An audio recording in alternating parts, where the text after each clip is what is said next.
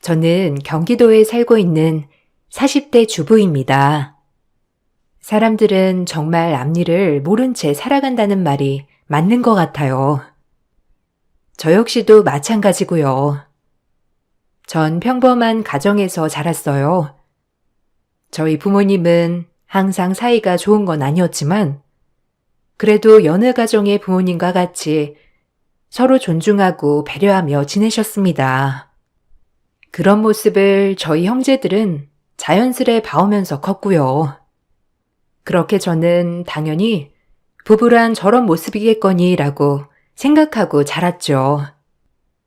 그리고 전 대학교에서 유아교육을 전공하고 유치원 선생님이 되었어요.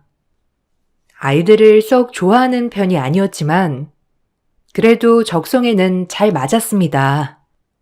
그리고 어느 날 유치원 원장님이 말했죠.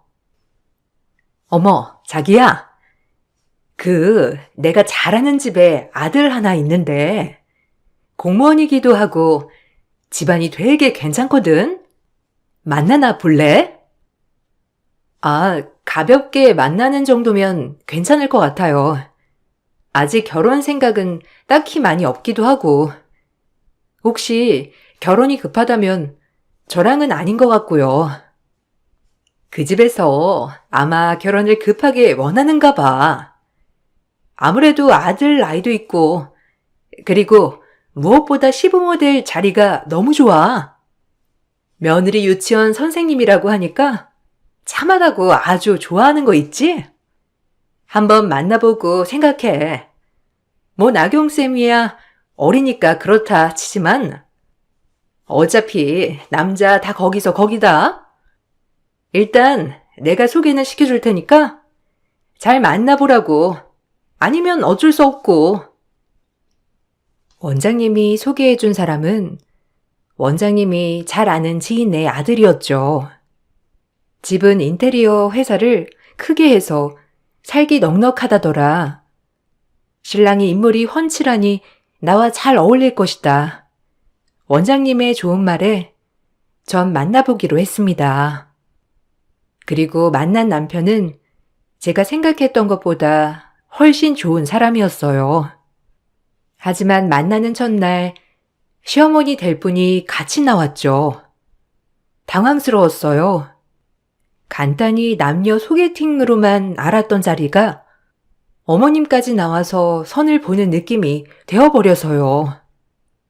전 당황함을 감출 수 없었지만 태어난 척 해야 했죠.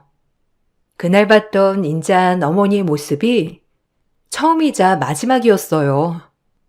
시어머니는 조금 과민할 정도로 예민한 사람이었기 때문이죠.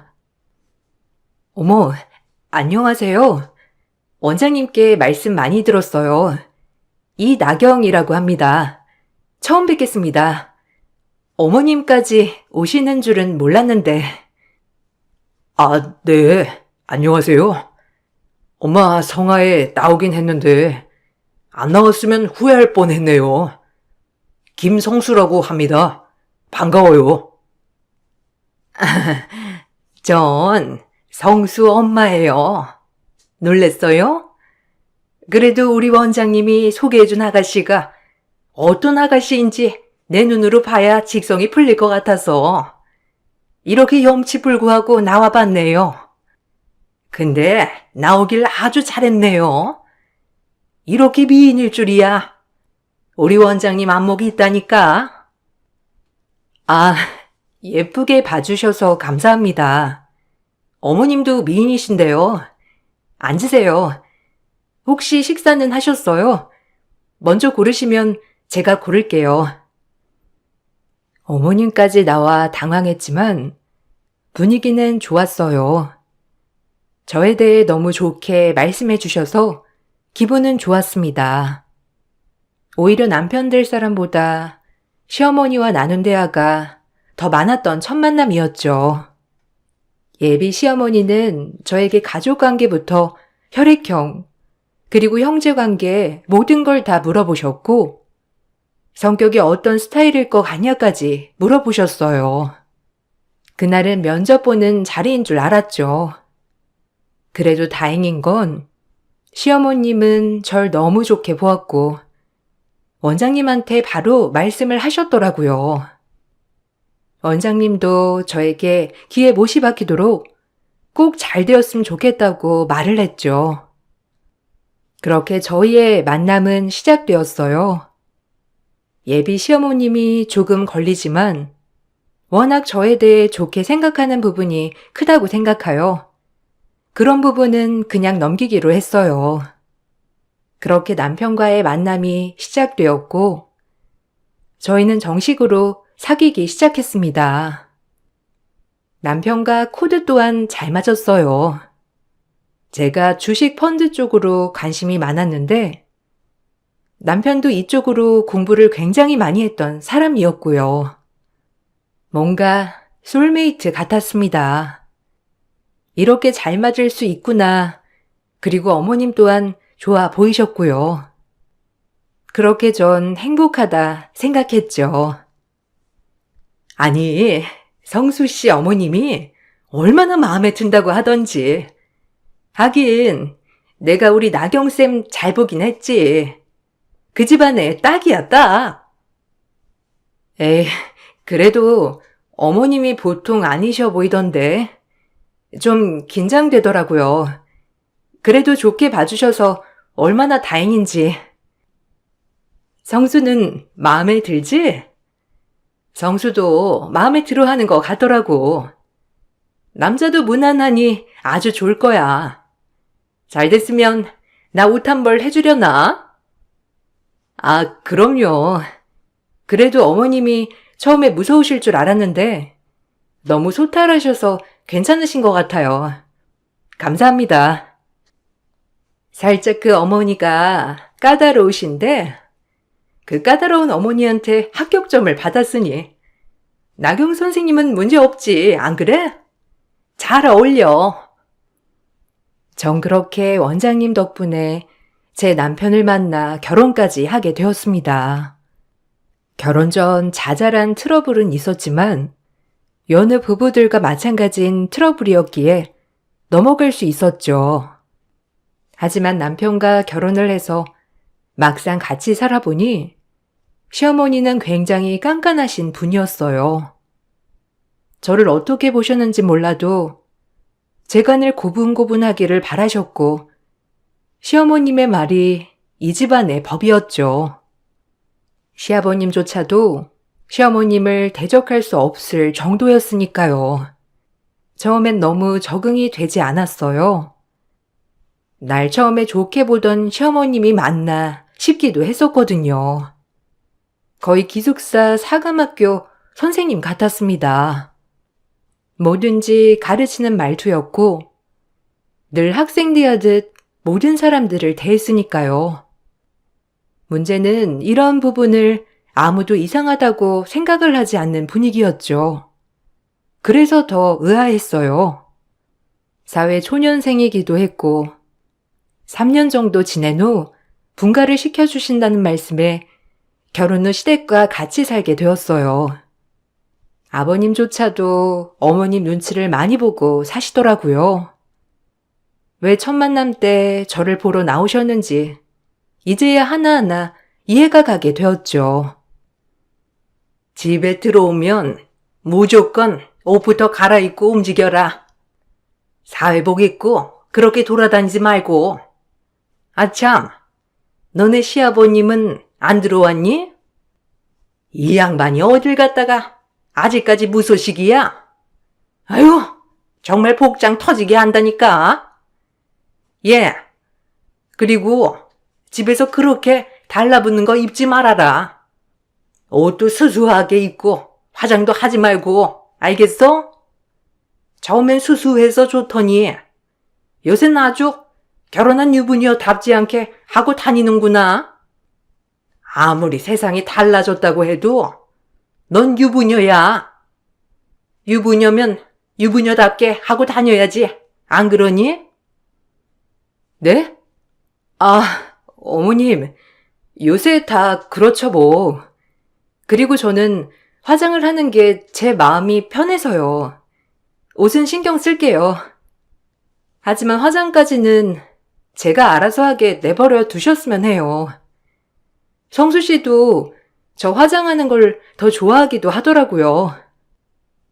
어머, 얘 말하는 것 좀 봐. 그래, 요즘 애들이 다 그렇지 뭐. 아줌마는 어딨니? 이 아줌마는 시장 다녀온다더니 어디 간 거야? 시어머니는 항상 신경 과민이었어요. 뭐든지 본인의 뜻대로 되지 않으면 신경질부터 내셨죠. 하지만 밖에선 그 누가 봐도 호인 그 자체였어요. 시어머니는 도우미 아주머니가 장을 보는 시간조차도 계산을 하시는 분이었습니다. 조금은 숨이 막혔죠. 그래서 도우미 아주머니는 이곳의 페이가 마음에 들어 다닌다고 했어요. 가끔은 저에게 힘들 때 얘기를 하기도 했는데 제가 들어오기 전엔 더하면 더했지 덜하진 않았다고 했고요. 도우미 아주머니가 얘기해주는 시어머니의 이야기도 재미있었어요. 사모님, 오늘 장을 보다가 아기가 너무 좋은 게 있어서 아기 하나 사왔어요.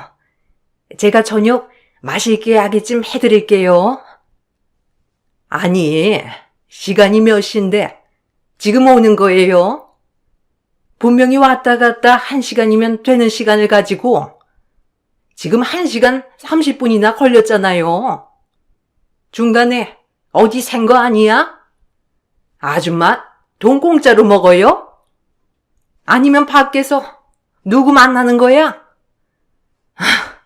나 이런 거에 예민한 거 몰라? 네? 버스를 놓쳐서 버스 기다리느라 그랬어요. 죄송합니다. 다음부터 시간 철저히 지키도록 할게요. 아휴, 진짜 내가 짜증을 안 내려야 안 낼 수가 없다니까. 사람 부리는 것도 이렇게 스트레스를 받아야 하니 나원 참. 돈을 주면 돈값을 하란 말이야. 내가 몇 번을 말해? 시간 계산 틀리면 나 스트레스 받는다고 했지? 나 자꾸 이상한 생각하게 하지 마요. 제가 봐도 시어머니는 도우미 아주머니에게 요구하는 조건이 제가 봐도 매우 까다로웠죠. 제가 일을 나가서 망정이지. 하루 종일 이 집에 같이 시어머니와 산다면 스트레스를 너무 받을 것 같았어요. 처음 저에게 했던 인자함은 사라지시고 시어머니는 늘 짜증과 신경과민을 달고 사셨어요. 유일하게 제 남편인 아들에게만큼은 세상 누구보다도 관대하기도 하셨고요. 어머님, 되게 신경과민 같아. 본인이 스트레스 받으실 것 같은데 안 그러시나? 자긴 아무렇지도 않아? 어머님, 걱정돼. 왜? 그냥 엄마 성격이 그런 거지 뭐. 그래도 뭐든 칼 같잖아. 가끔 숨 막힐 땐 있어도 그래도 난 나쁘지 않아. 오히려 무계획적 인간보단 나은 것 같아. 내가 엄마 밑에서 자라서 그런가 봐. 자기한테 뭐라고 해? 그건 아니지? 그런 거면 말하고. 아니, 전혀 아니지.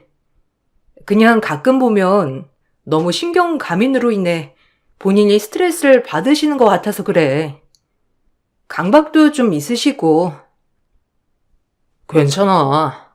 평생을 저렇게 사신 분이라. 그럼 우리 아빠는 어떻겠어?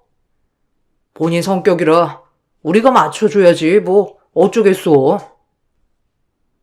남편은 어머님의 신경과민을 별 대수롭지 않게 넘겼지만 전 굉장히 심각하게 생각했죠. 한 번은 제가 유치원이 끝나고 돌아오는 길에 아버님과 길에서 마주쳐서 같이 집에 들어간 적이 있었어요. 그날도 얼마나 아버님을 쥐잡듯이 잡는지 전 그 모습을 보고 너무 놀랐죠.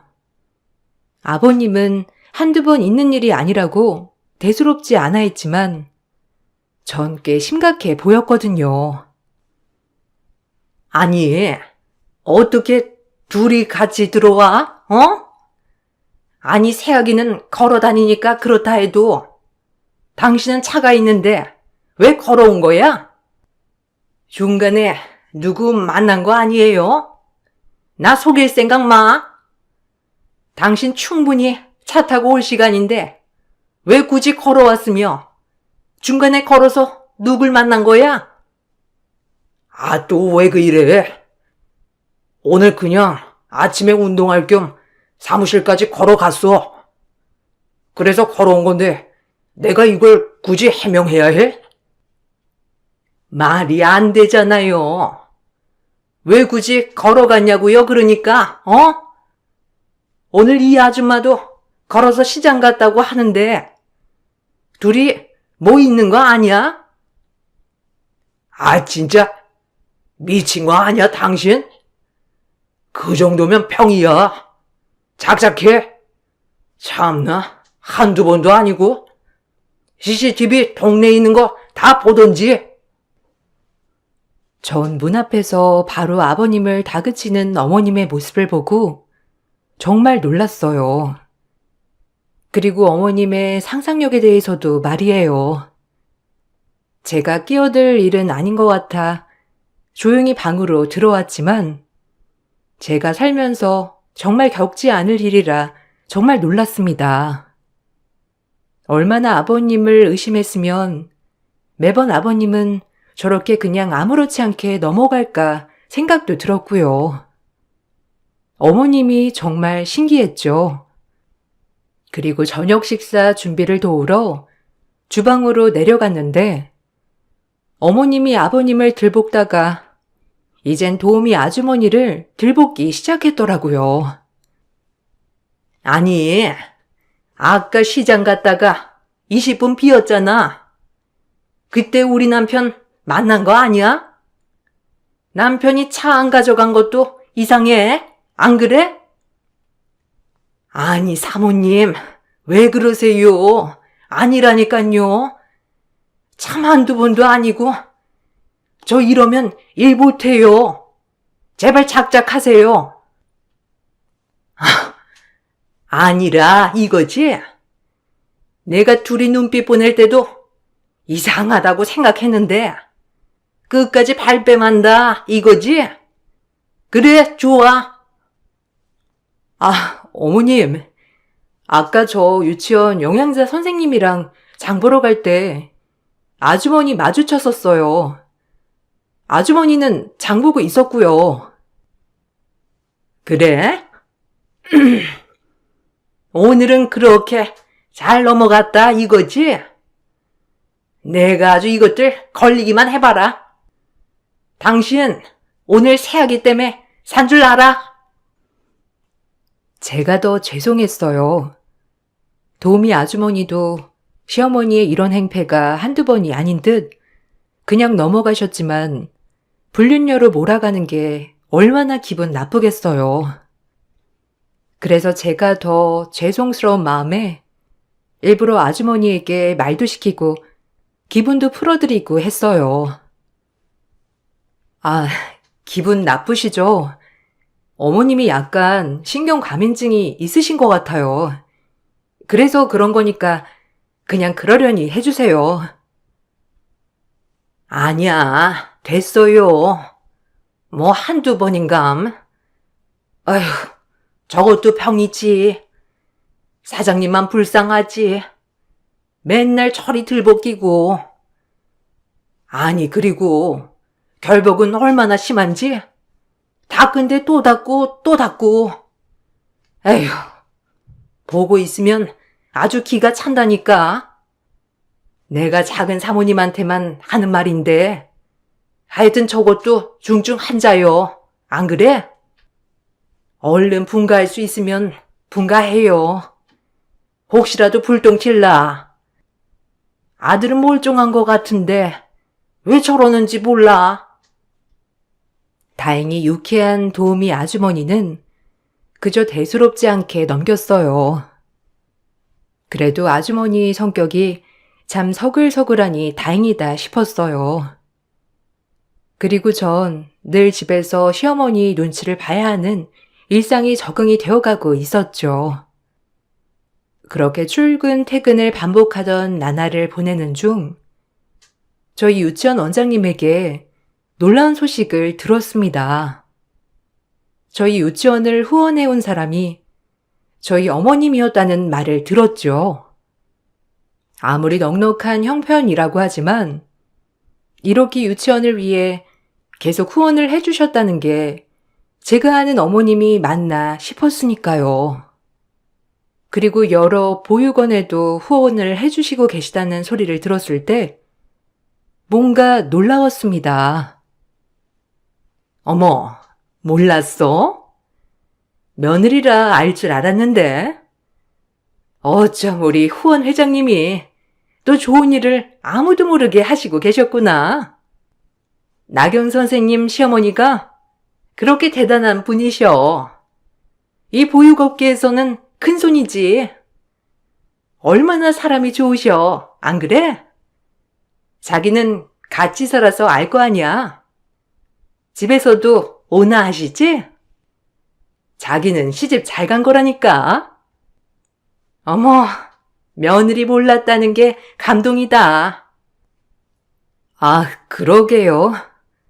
어머님이 후원하고 계셨다는 거 전혀 몰랐어요. 아, 그래서 원장님이랑 알게 된 사이시구나. 그래도 보육원을 후원하고 있다는 거는 진짜 놀라운데요? 와, 저도 어머님이 다시 보여요. 정말 대단하시네요. 정말 멋있으신 것 같아요. 늘 신경감인인 어머님은 밖에서는 이렇게 후원도 하고 정말 호인이셨어요. 저도 보육원들 후원 얘기를 듣고 너무 놀랐습니다. 어머님이 이렇게 좋은 일을 하고 계셨다는 걸 몰랐거든요. 그래서 밖에 있는 사람들은 모두 어머님이 엄청난 호인인 줄 아셨죠. 저조차도 조금 어머님이 과민할 뿐 좋은 사람이겠지라는 생각으로 바꿔야겠다고 생각했고요. 이제 어머님을 다시 보자 생각했어요. 하지만 제 생각이 빗나가듯이 어머님은 역시나 집에서는 늘 신경과민증 환자였고 의심병 환자였죠. 한 번은 제가 동창회를 갔다가 늦은 날 저를 처음으로 쥐잡듯이 잡는 모습에 신랑이 어머님을 말릴 정도였으니까요. 이날 일이 잊혀지질 않아요. 아니 너 지금이 몇 시인데 이제 들어오는 거야? 유부녀가 저녁이다 먹고 빨리 들어올 것이지, 어? 어디 술까지 먹고? 네? 아니, 오랜만에 동창회라서요. 그리고 유아교육과 동문회라 다 여자친구들밖에 없어서 어머님 걱정 안 하셔도 돼요. 뭐야? 거기 술집에서 누구랑 눈이 맞을 줄 알고 내가 걱정을 안 해? 너 진짜 웃긴다. 아주 대단해. 눈웃음 살살 치면서 밖에 나가서 뭐라고 다니는지 모르겠는데 너 어디 내 손에 한번 걸려봐. 알겠어? 우리 착한 아들 두고 바람 피우는 날은 알아서 해. 어머니, 말씀이 지나치신 거 아니에요? 바람이라뇨. 진짜 모욕 아닌가요? 제가 오늘 분명 늦는다고 말씀드렸고 성수 씨도 뭐라고 안 하는데 어머님이 그렇게 뭐라고 할 일은 아니지 않나요? 저 정말 이러면 숨 막혀서 여기서 못 살아요. 제가 매번 그러는 것도 아니고. 아이고, 얘 말하는 것 좀 봐. 아주 글러먹었네. 네가 안 참으면 어쩔 건데. 너 이렇게 소리 지르는 거 보니까 남자가 있긴 있구나. 엄마, 그만해. 아니, 왜 이렇게 흥분을 하셨어? 나경이가 그럴 이인이에요? 아휴, 진짜 엄마가 골라놓고도 모르겠어요? 제발 그만 좀 하세요. 아무도 못 믿으면 어떻게 살아요? 지금 너무 흥분하셨으니까 저희 먼저 올라갈게요. 올라가자. 전 그렇게 신랑과 2층 방으로 올라왔고 분이 안 풀렸죠. 불륜녀로 몰아가다뇨. 정말 화가 머리끝까지 났습니다. 남편은 저에게 화를 참으라고 말했지만 더 이상 참아지지 않더군요. 아버님과 도우미 아주머님이 항상 이런 취급을 받고 살았다는 게 너무 어이가 없었죠. 그리고 다음 날이 되었고 시어머니는 언제 그랬냐는 듯이 저에게 아무렇지 않은 행동을 하셨습니다. 오늘 출근 잘하고. 내가 어제는 너무 흥분했지? 가끔 이런다 내가. 너도 갱년기 되면 알 거야. 맘에 담아두지 말거라. 네? 네, 다녀올게요.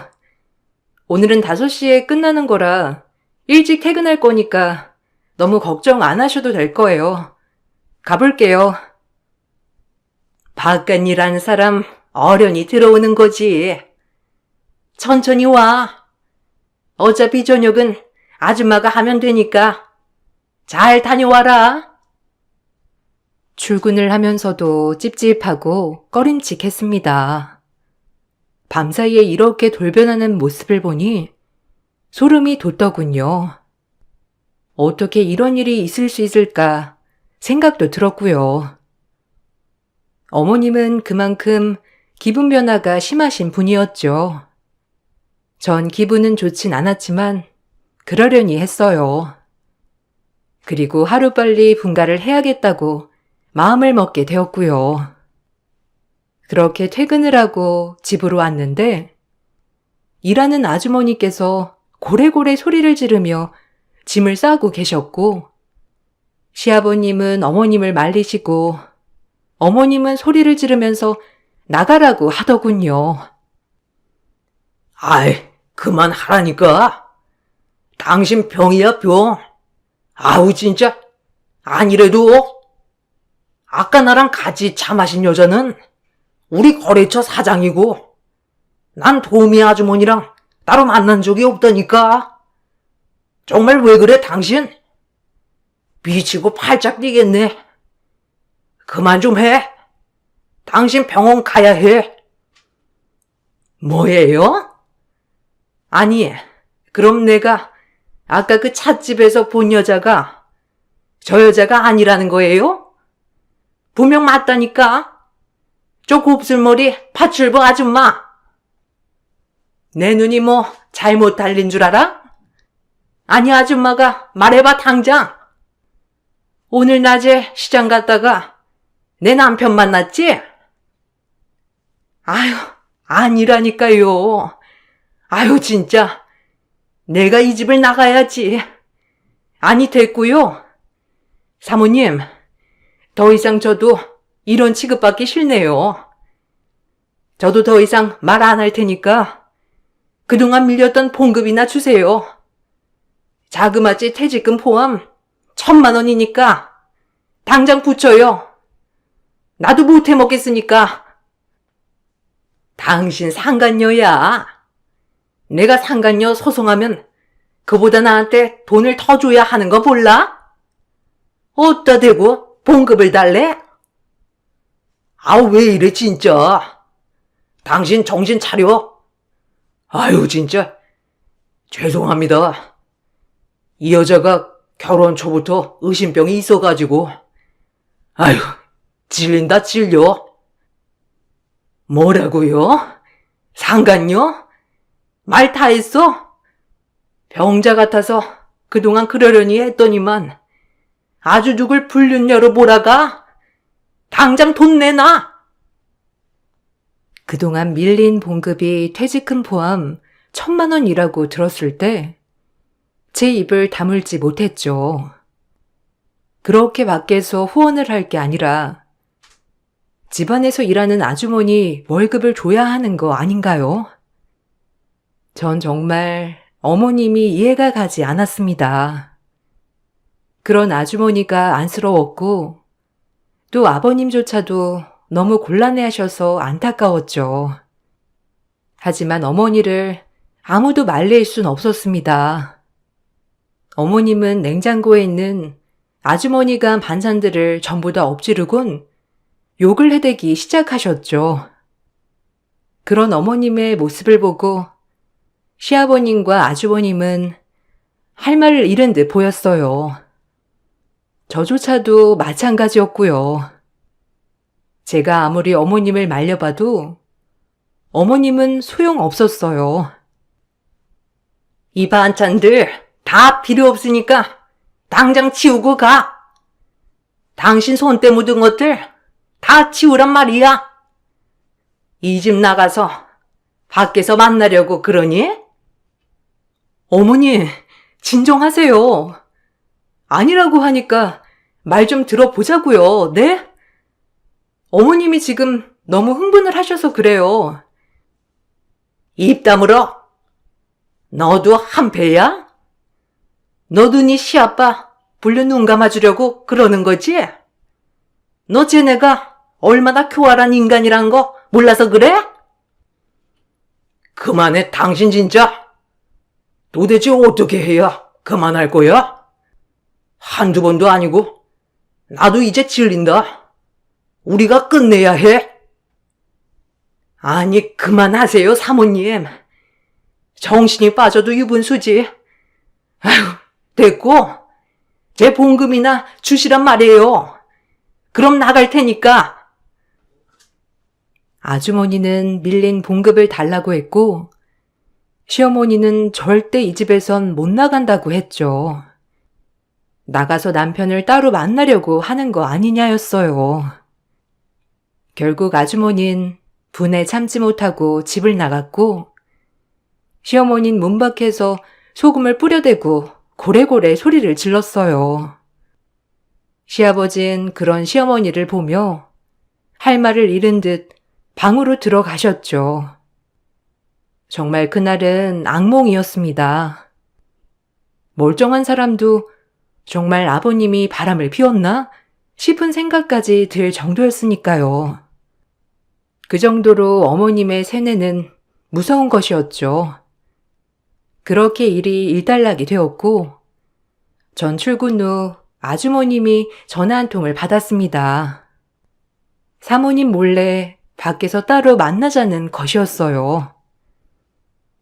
작은 사모님, 저예요.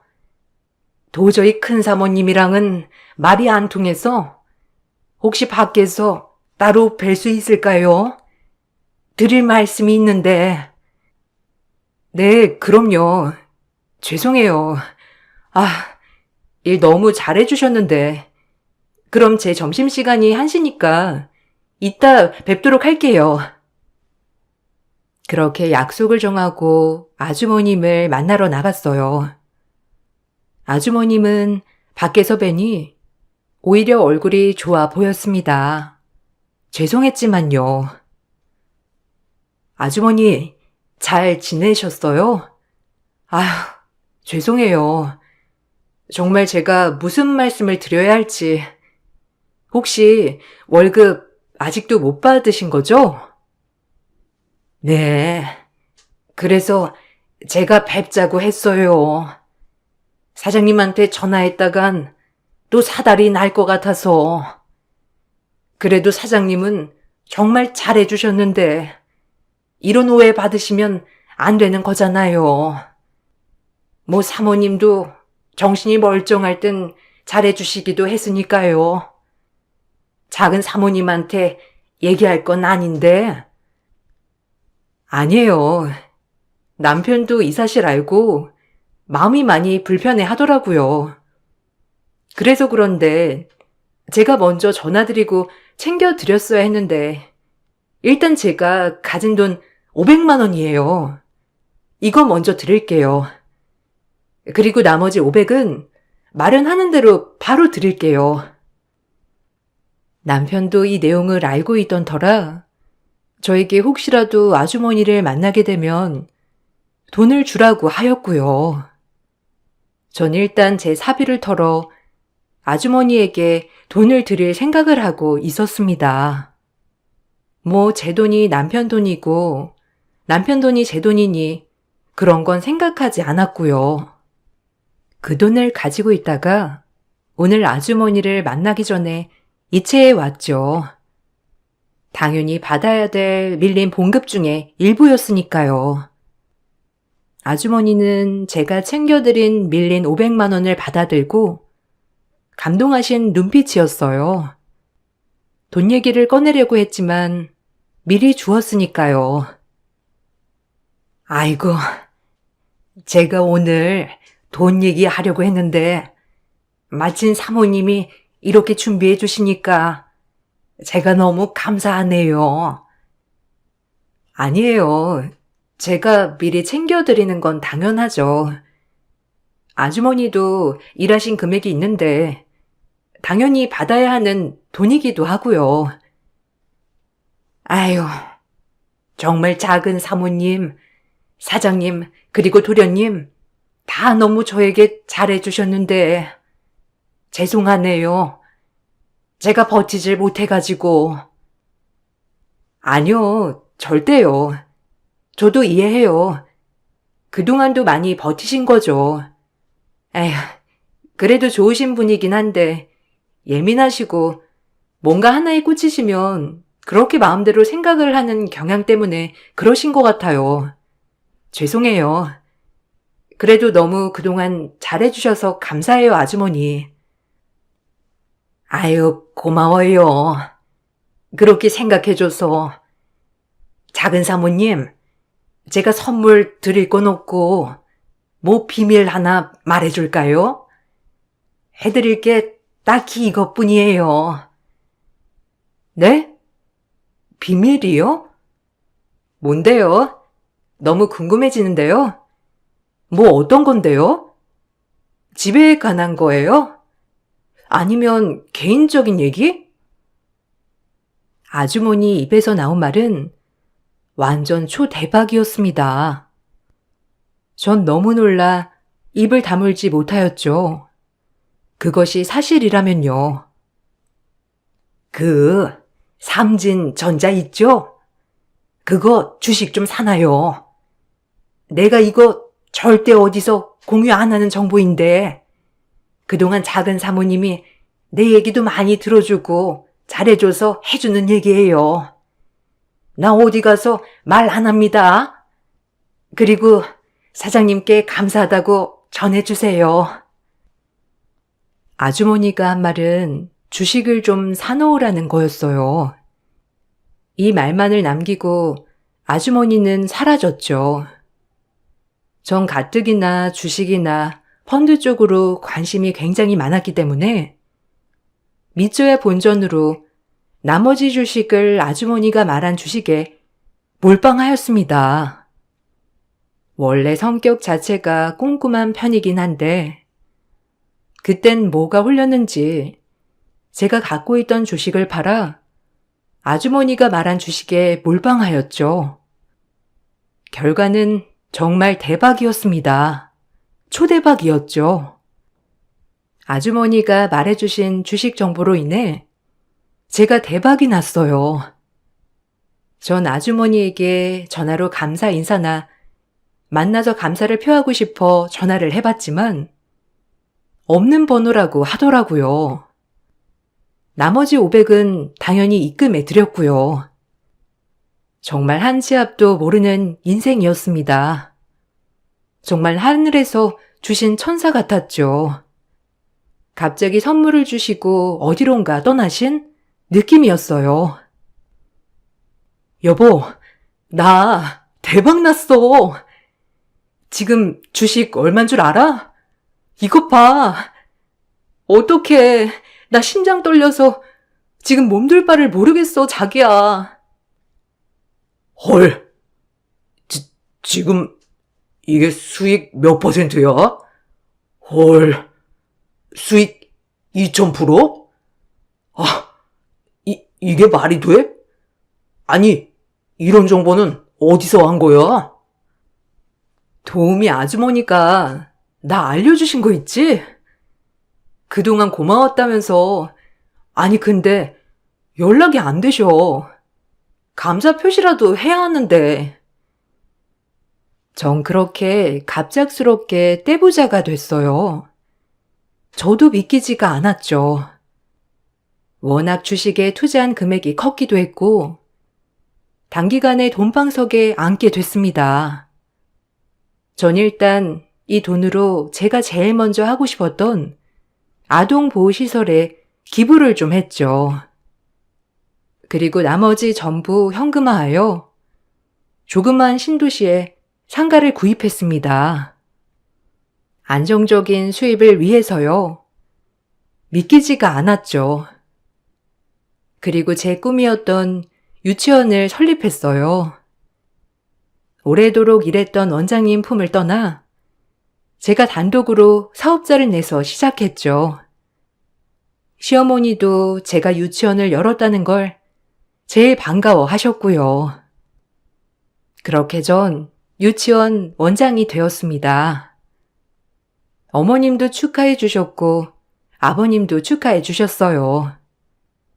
그리고 전 조심스레 어머님께 분가 이야기를 꺼냈죠.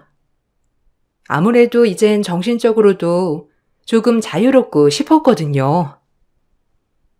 어머님, 저 혹시 성수 씨랑 분가 한번 계획해봐도 될까요? 어머님이랑 먼 곳은 아니고 그냥 동네에 알아볼 건데. 분가? 왜? 나가서 뭐 하려고 분가를 하려고 하니? 아직 3년도 안 채웠잖아. 그 문제는 좀 두고 보자. 에이, 분가시켜. 이렇게 애들이 독립적으로 잘해나가고 있는데 당신은 참나?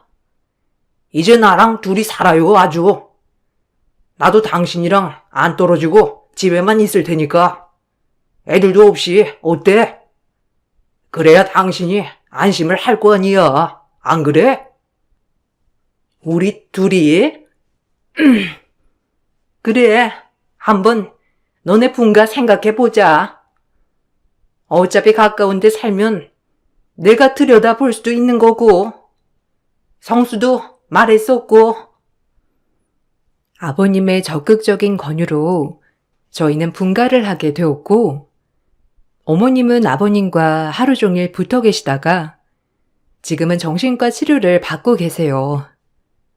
신경과민성과 더불어 의부증에 대한 치료요. 아무래도 집에 아무도 없이 아버님만 계시니 조금 더 안정을 찾으신 것 같기도 하고요. 그래서 요즘은 어머님의 증세가 조금 나아지셔서 저희 집에 문제가 전혀 없게 되었죠. 너무 말도 안 되는 걸로 꼬투리 잡는 어머니가 이해가 안 갈 때도 많았지만 지금은 떨어져 살고 있어서 그러려니 합니다. 완벽히 좋아지셨다기보다는 조금은 덜 하려고 요새 노력도 하시고 병원도 잘 다니시고 계세요.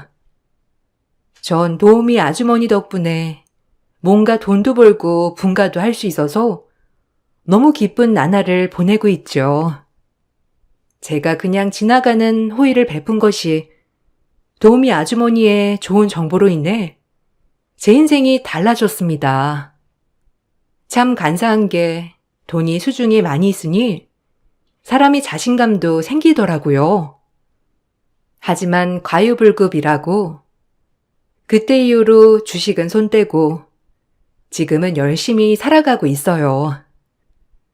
아직도 의문인 건 그 아주머니의 정보력이 정말 의문이에요. 남편도 주식 공부를 꽤나 했던 터라 이런 분야는 빠삭했거든요. 그래도 너무 감사한 분입니다, 저에겐. 많이 느꼈어요.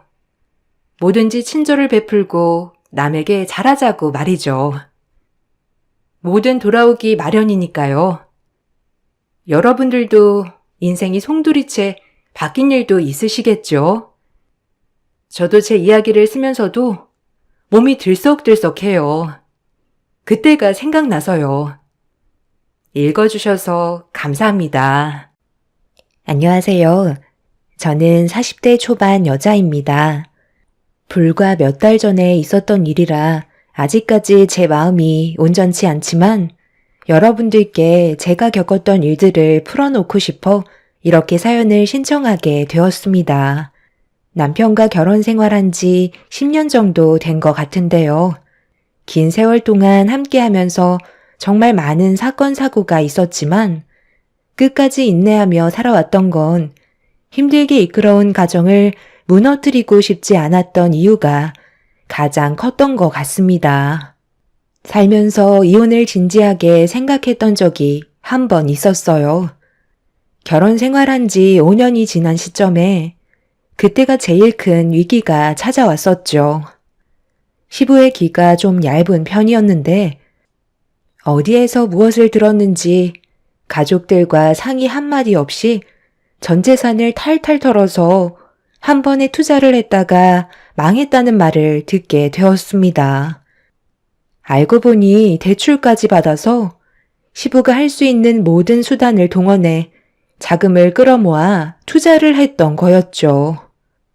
결국 길거리에 나앉을 상황이 되자 남편은 저에게 도움을 요청했지만 당연히 말도 안 되는 일이었고 도와주기 싫다는 말을 꺼내면서 가족의 불행이 찾아오게 된 거였죠.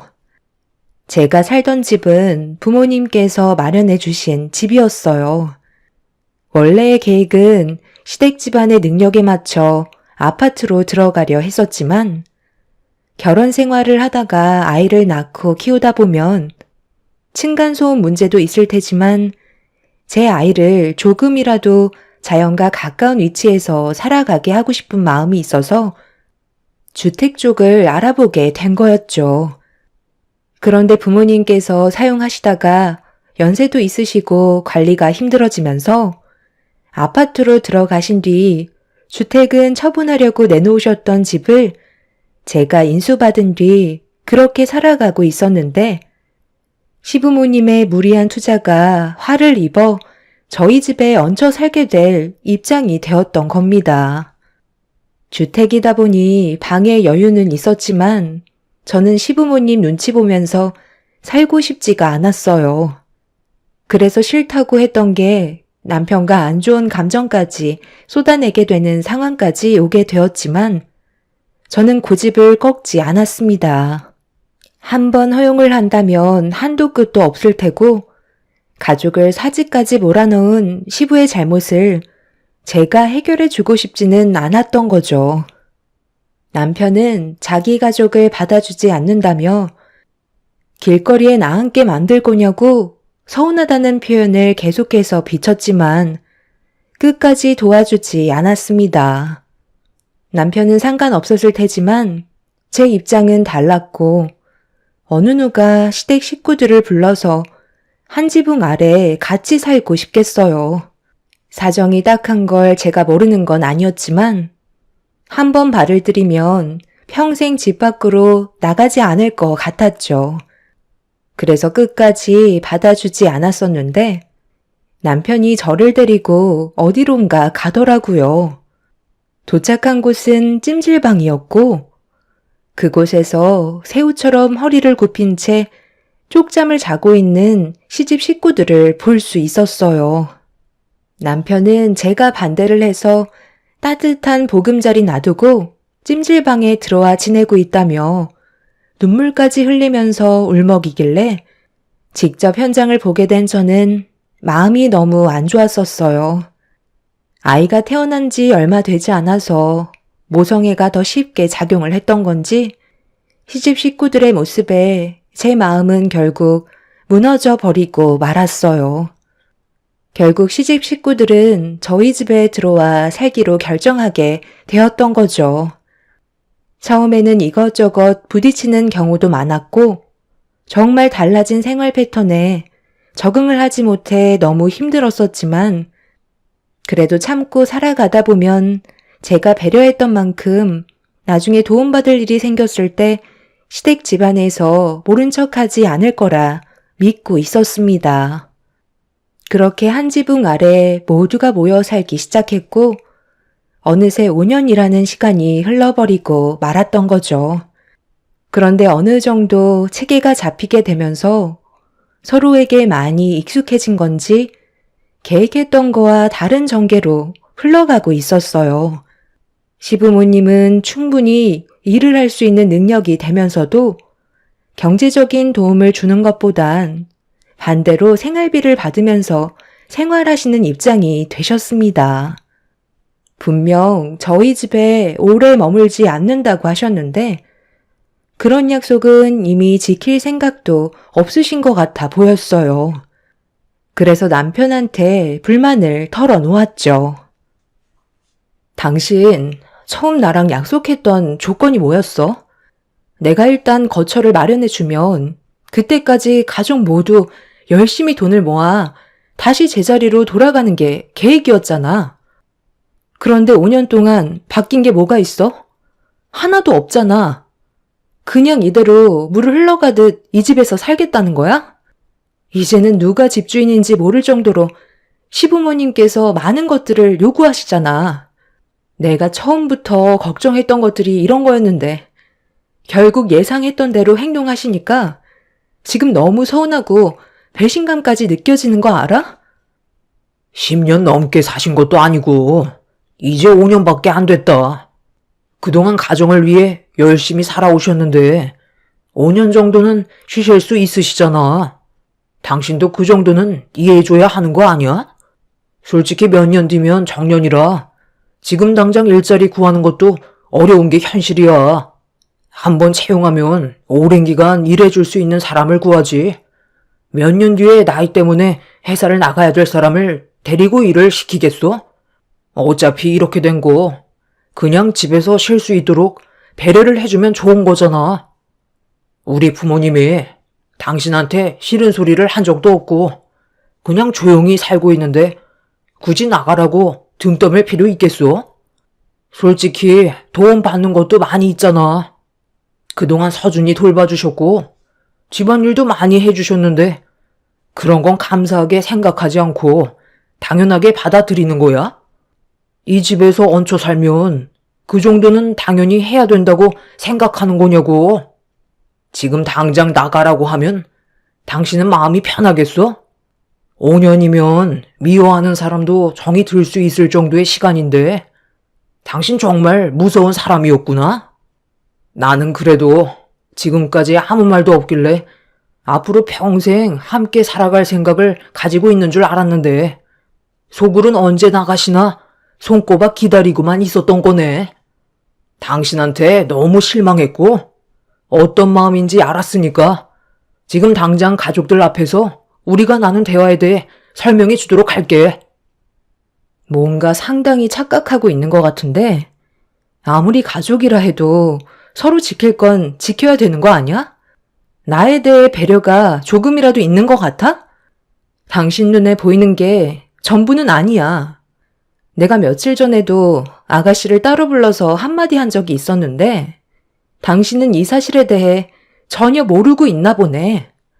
내 옷방에 들어오지 말라고 몇 번이나 얘기했었는데 나 일하러 나갔을 때 몰래 들어와서 자기가 입고 싶어 하는 옷을 꺼내 입더니 내가 집에 들어오기 전에 제자리에 가져다 놓길래 그건 이해할 수 있었어.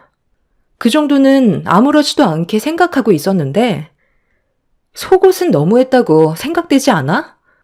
다른 것도 아니고 내가 입는 속옷을 자기가 몰래 계속해서 입으면 내 기분이 어떨 것 같아? 그래, 그것도 정말 내가 100번 양보하고 넘어갔다 치자. 더 심각한 건 내 지갑에 손은 대지 말아야지. 지갑 안에 얼마나 들어있는지 뻔히 알고 있는데 돈을 달라는 것도 아니고 몰래 새벽에 나와서 옷방에 들어가 지갑에 있는 현금만 쏙 빼가면 내가 화가 안 나겠어? 가족들끼리도 해선 안 될 행동들이 있는 거라고.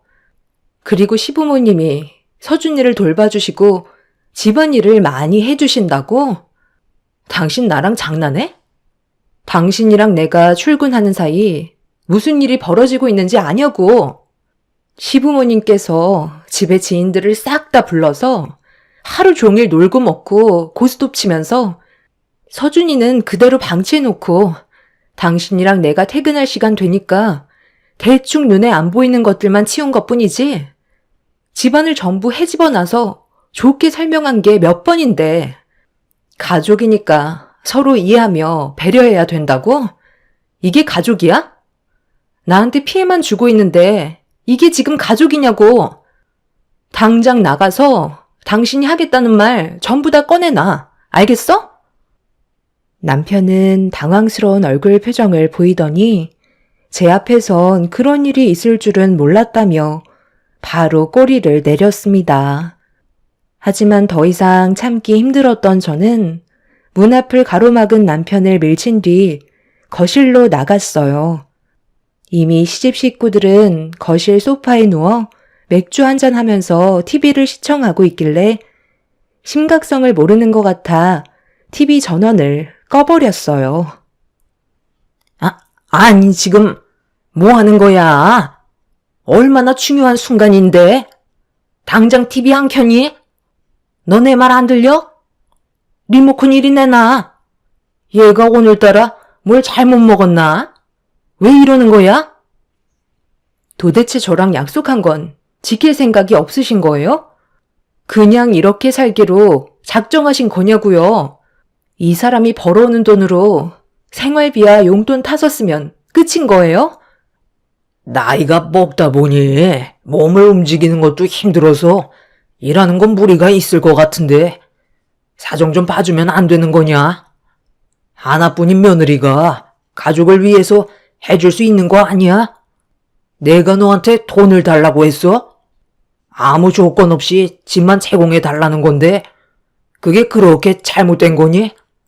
서로 웃으면서 행복하게 지내는 게 어려운 것도 아닌데 배려를 좀 해준다면 앞으로 어떻게 살아갈 건지 다시 계획을 잡고 조율해서 방법을 찾아가는 것도 나쁘지 않을 것 같은데 며느리 너는 그런 것들조차 싫은 거냐? 네가 우리를 내친다면 지금 당장 어디에서 지내겠소? 모아놓은 돈도 없으니 찜질방 생활이나 해야 되겠지. 대출빚도 아직 많이 남았는데 우리를 불쌍하게 생각하고 같이 지내면 내 아들딸이 빚 갚는 건 좀 더 수월할 거 아니야? 그러니 빚을 갚을 때만이라도 함께 지내면 안 되겠니? 아유, 그렇게까지 불쌍한 표정 지을 필요 없어. 우리가 잘못한 것도 없는데 왜 구걸까지 해야 되는 건데? 더러워서 같이 안 살면 되잖아. 다들 짐 챙겨. 그냥 찜질방에서 생활하는 게 속 편하겠다. 내가 이 나이 먹고 이런 대우 받아야 되겠니? 이 양반이 주식에 실패하지만 않았어도 우리도 손 벌릴 일은 없었을 거라고. 엄마, 지금 당장 짐 싸라고 하면 어떡해? 나보고 결혼하지 말라는 거야? 이번 주 주말에 제가 현태 씨 데려온다고 했잖아요. 찜질방에서 인사시키는 건 너무하잖아. 차라리 이번 주 지나고 찜질방으로 나가던 하면 안 돼요? 올겨니는 일을 꼭 이렇게 만들어야 되겠어요? 우리 엄마 아빠가 서준이 봐주는 건 생각 안 하냐고요. 진정하고 좋게 대화로 풀어요. 어떻게 이런 분위기에 진정을 할 수 있겠어요? 좋은 말 할 때 다들 나가주세요. 저는 이렇게 살고 싶지 않아요. 숨이 턱턱 막히고 아무것도 하지 않고 받기만 하시려는데 제가 뭘 더 받으려야 하는 거죠? 드린 만큼 돌아오는 게 있어야 하는데 전혀 그런 게 이루어지지 않고 있잖아요. 그리고 제가 이 말까지는 안 하려 했는데 아버님, 며칠 전에 가져가신 거 제자리에 돌려놓으세요. 마지막으로 기회를 드리는 거니 경찰에 신고하기 전에 도로 가져다 놓으시라고요. 경찰에 신고한다니? 아빠, 이 사람 물건에 손댔어요? 제가 절대 그런 행동하지 말라고 하셨잖아요. 남도 아닌 가족 물건에 손을 대면 어떡해요? 시부는 경찰에 신고하겠다는 말에 급하게 방으로 들어가 물건 하나를 가지고 나왔어요. 그걸 본 가족 모두 경악을 하고 말았습니다. 시부 손에 들려있던 건 다름 아닌 저희 엄마가 주신 금품들이었어요. 남편은 사색이 된 얼굴로 어떻게 된 거냐며 왜 제 금품이 시부의 방에서 나오는 거냐고 화를 내며 여쭤보자 시부는 돈이 좀 필요해서 금품을 팔아 현금으로 만들 생각이었다고 충격적인 변명을 늘어놓았죠. 노름에 발을 들인 사람은 절대 빠져나올 수 없다는 말이 있잖아요. 주식도 마찬가지였나 봐요. 등 따시고 시누이와 남편이 빚도 갚아주니 또다시 주식에 손을 대려는 생각을 가지고 계셨던 겁니다. 정말 이해할 수 없었던 게 집안에 CCTV가 있는 걸 알면서도 그런 일을 저질렀다는 게 납득이 가지 않았어요. 부모님께서 저에게 집을 주시기 전에 살고 계셨을 때 예전에 도둑이 한번 들어왔었는데 그때 받은 충격 때문이신지 집안에 CCTV를 설치하셨었죠. 그래서 항상 CCTV를 틀어놓고 있는데 시집 식구들은 그걸 알면서도 그런 짓을 저지르고 있었습니다.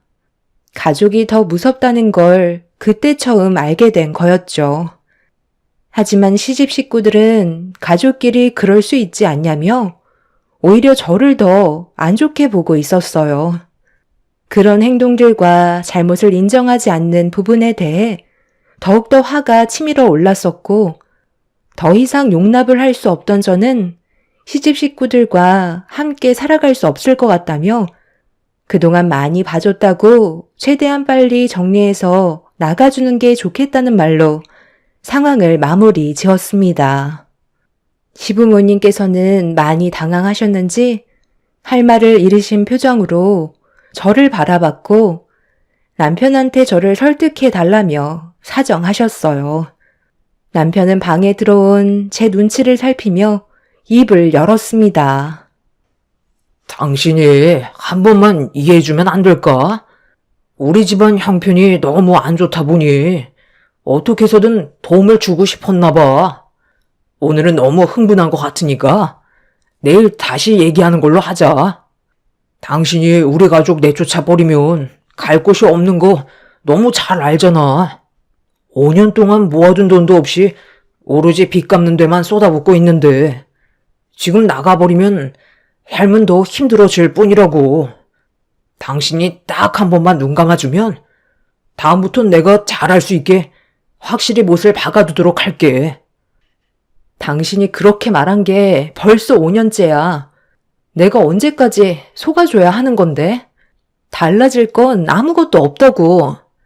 오히려 날이 가면 갈수록 당신 집안 식구들은 점점 더 대범해지고 있다는 거 몰라? 혼자서 열심히 하면 뭐해? 뒤에서 전부 초치고 있잖아.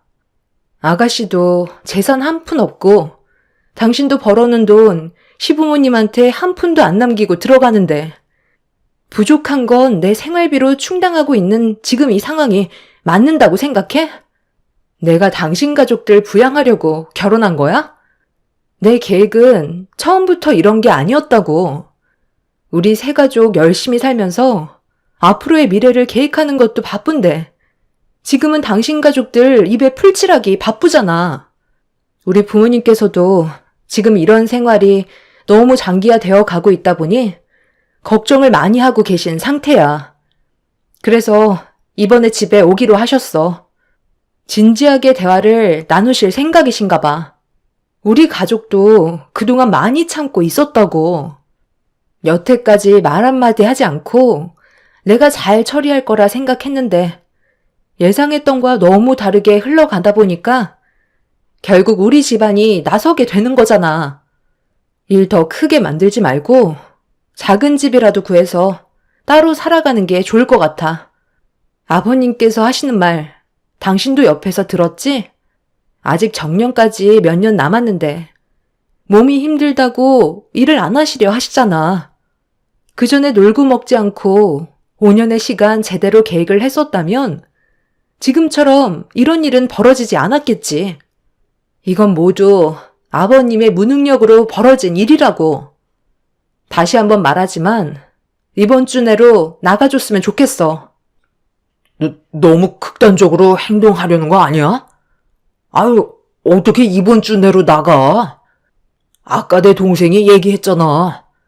결혼할 남자를 데려오겠다는데 정말 찜질방에서 인사시킬 작정이야? 그것도 나쁘지 않겠네. 좋은 추억 만들고 좋잖아? 솔직히 그 남자가 불쌍한 거잖아. 생각을 해봐. 아가씨랑 결혼을 하면 그 사람은 결국 당신 집안을 위해 평생 노동만 하고 세상을 떠나겠지.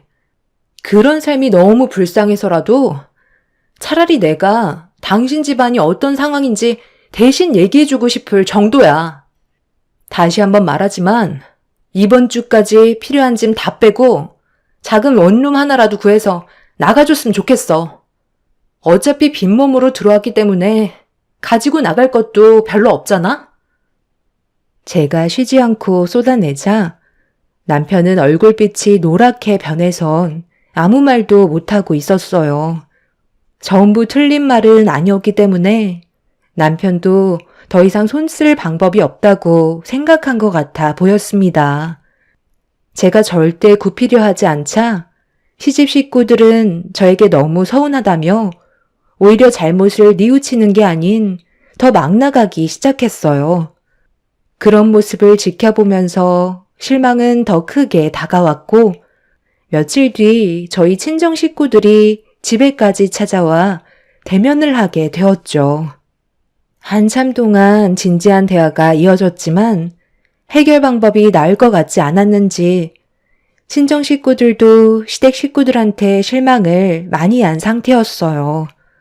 더 이상의 대화는 불필요하다고 생각하셨는지 저와 같은 의견을 보이며 집에서 그만 나가주는 방향으로 아빠가 말씀하시자 시모가 기분이 나빴는지 화를 냈는데 상당히 충격적인 말을 꺼낸 터라 집안 싸움이 되어버렸죠.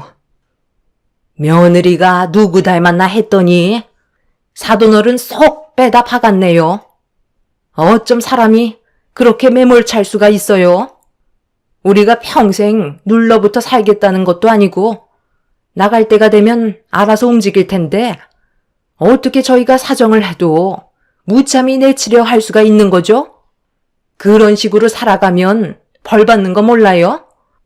5년이든 10년이든 진심을 다해 도와준다면 그에 따른 보상이 분명 따라올 텐데 지금 당장 생활이 불편하다고 해서 삶이 크게 달라진 것도 아니잖아요? 별것도 아닌 일 가지고 온 가족이 난리를 쳐야 되겠어요? 며느리니가 부족하니까 이런 일이 생기는 거야. 이번 주 내로 이 썩어 빠진 집에서 나갈 테니 며느리 너는 내 아들이랑 이혼해라. 갑자기 또 그건 무슨 말이에요? 갑자기 이 사람이랑 이혼을 하라뇨. 누가 잘못했는지 정말 모르시는 거예요? 어머님은 왜 항상 상황을 안 좋게 만드세요? 내 아들이 힘들게 일해서 벌어온 돈을 왜 너한테 바쳐야 하는 건데? 우리가 그동안 옆에 있었으니까 너한테 돈이 들어가지 않은 거지? 이대로 나가면 내 아들이 버는 돈 죄다 너한테 들어갈 거 아니야? 내가 두 눈을 부릅뜨고 있는데 그 꼴을 어떻게 보면서 살아가니?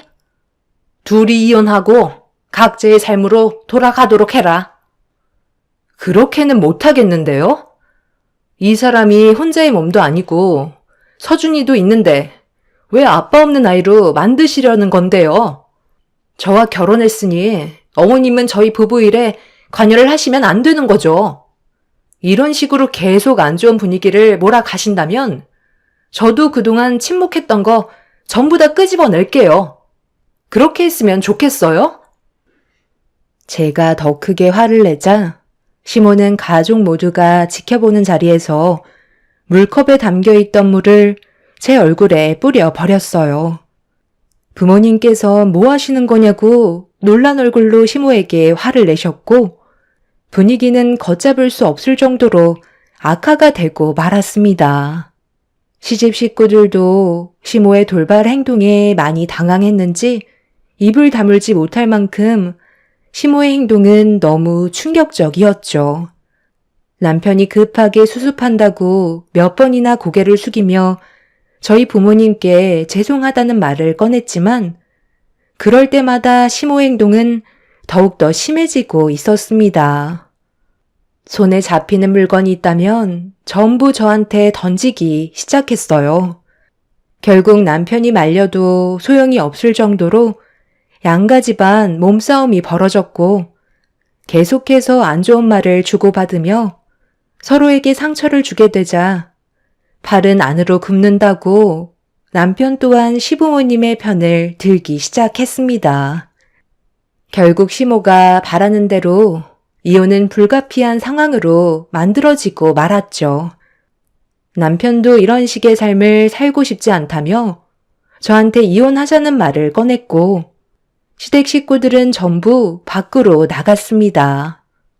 그제서야 조용해진 집안에서 저희 가족은 넋이 나간 듯한 얼굴로 그 자리에 주저앉아 놀란 마음 진정시키고 있었습니다.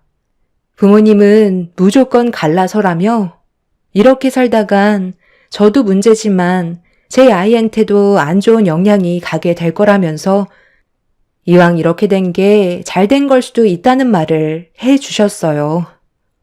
저도 마지막에 남편이 제 편을 들어주는 게 아닌 자기 가족의 편을 들어줬다는 거에 너무 큰 실망을 했던 터라 더 이상의 미련은 남아있지 않았어요.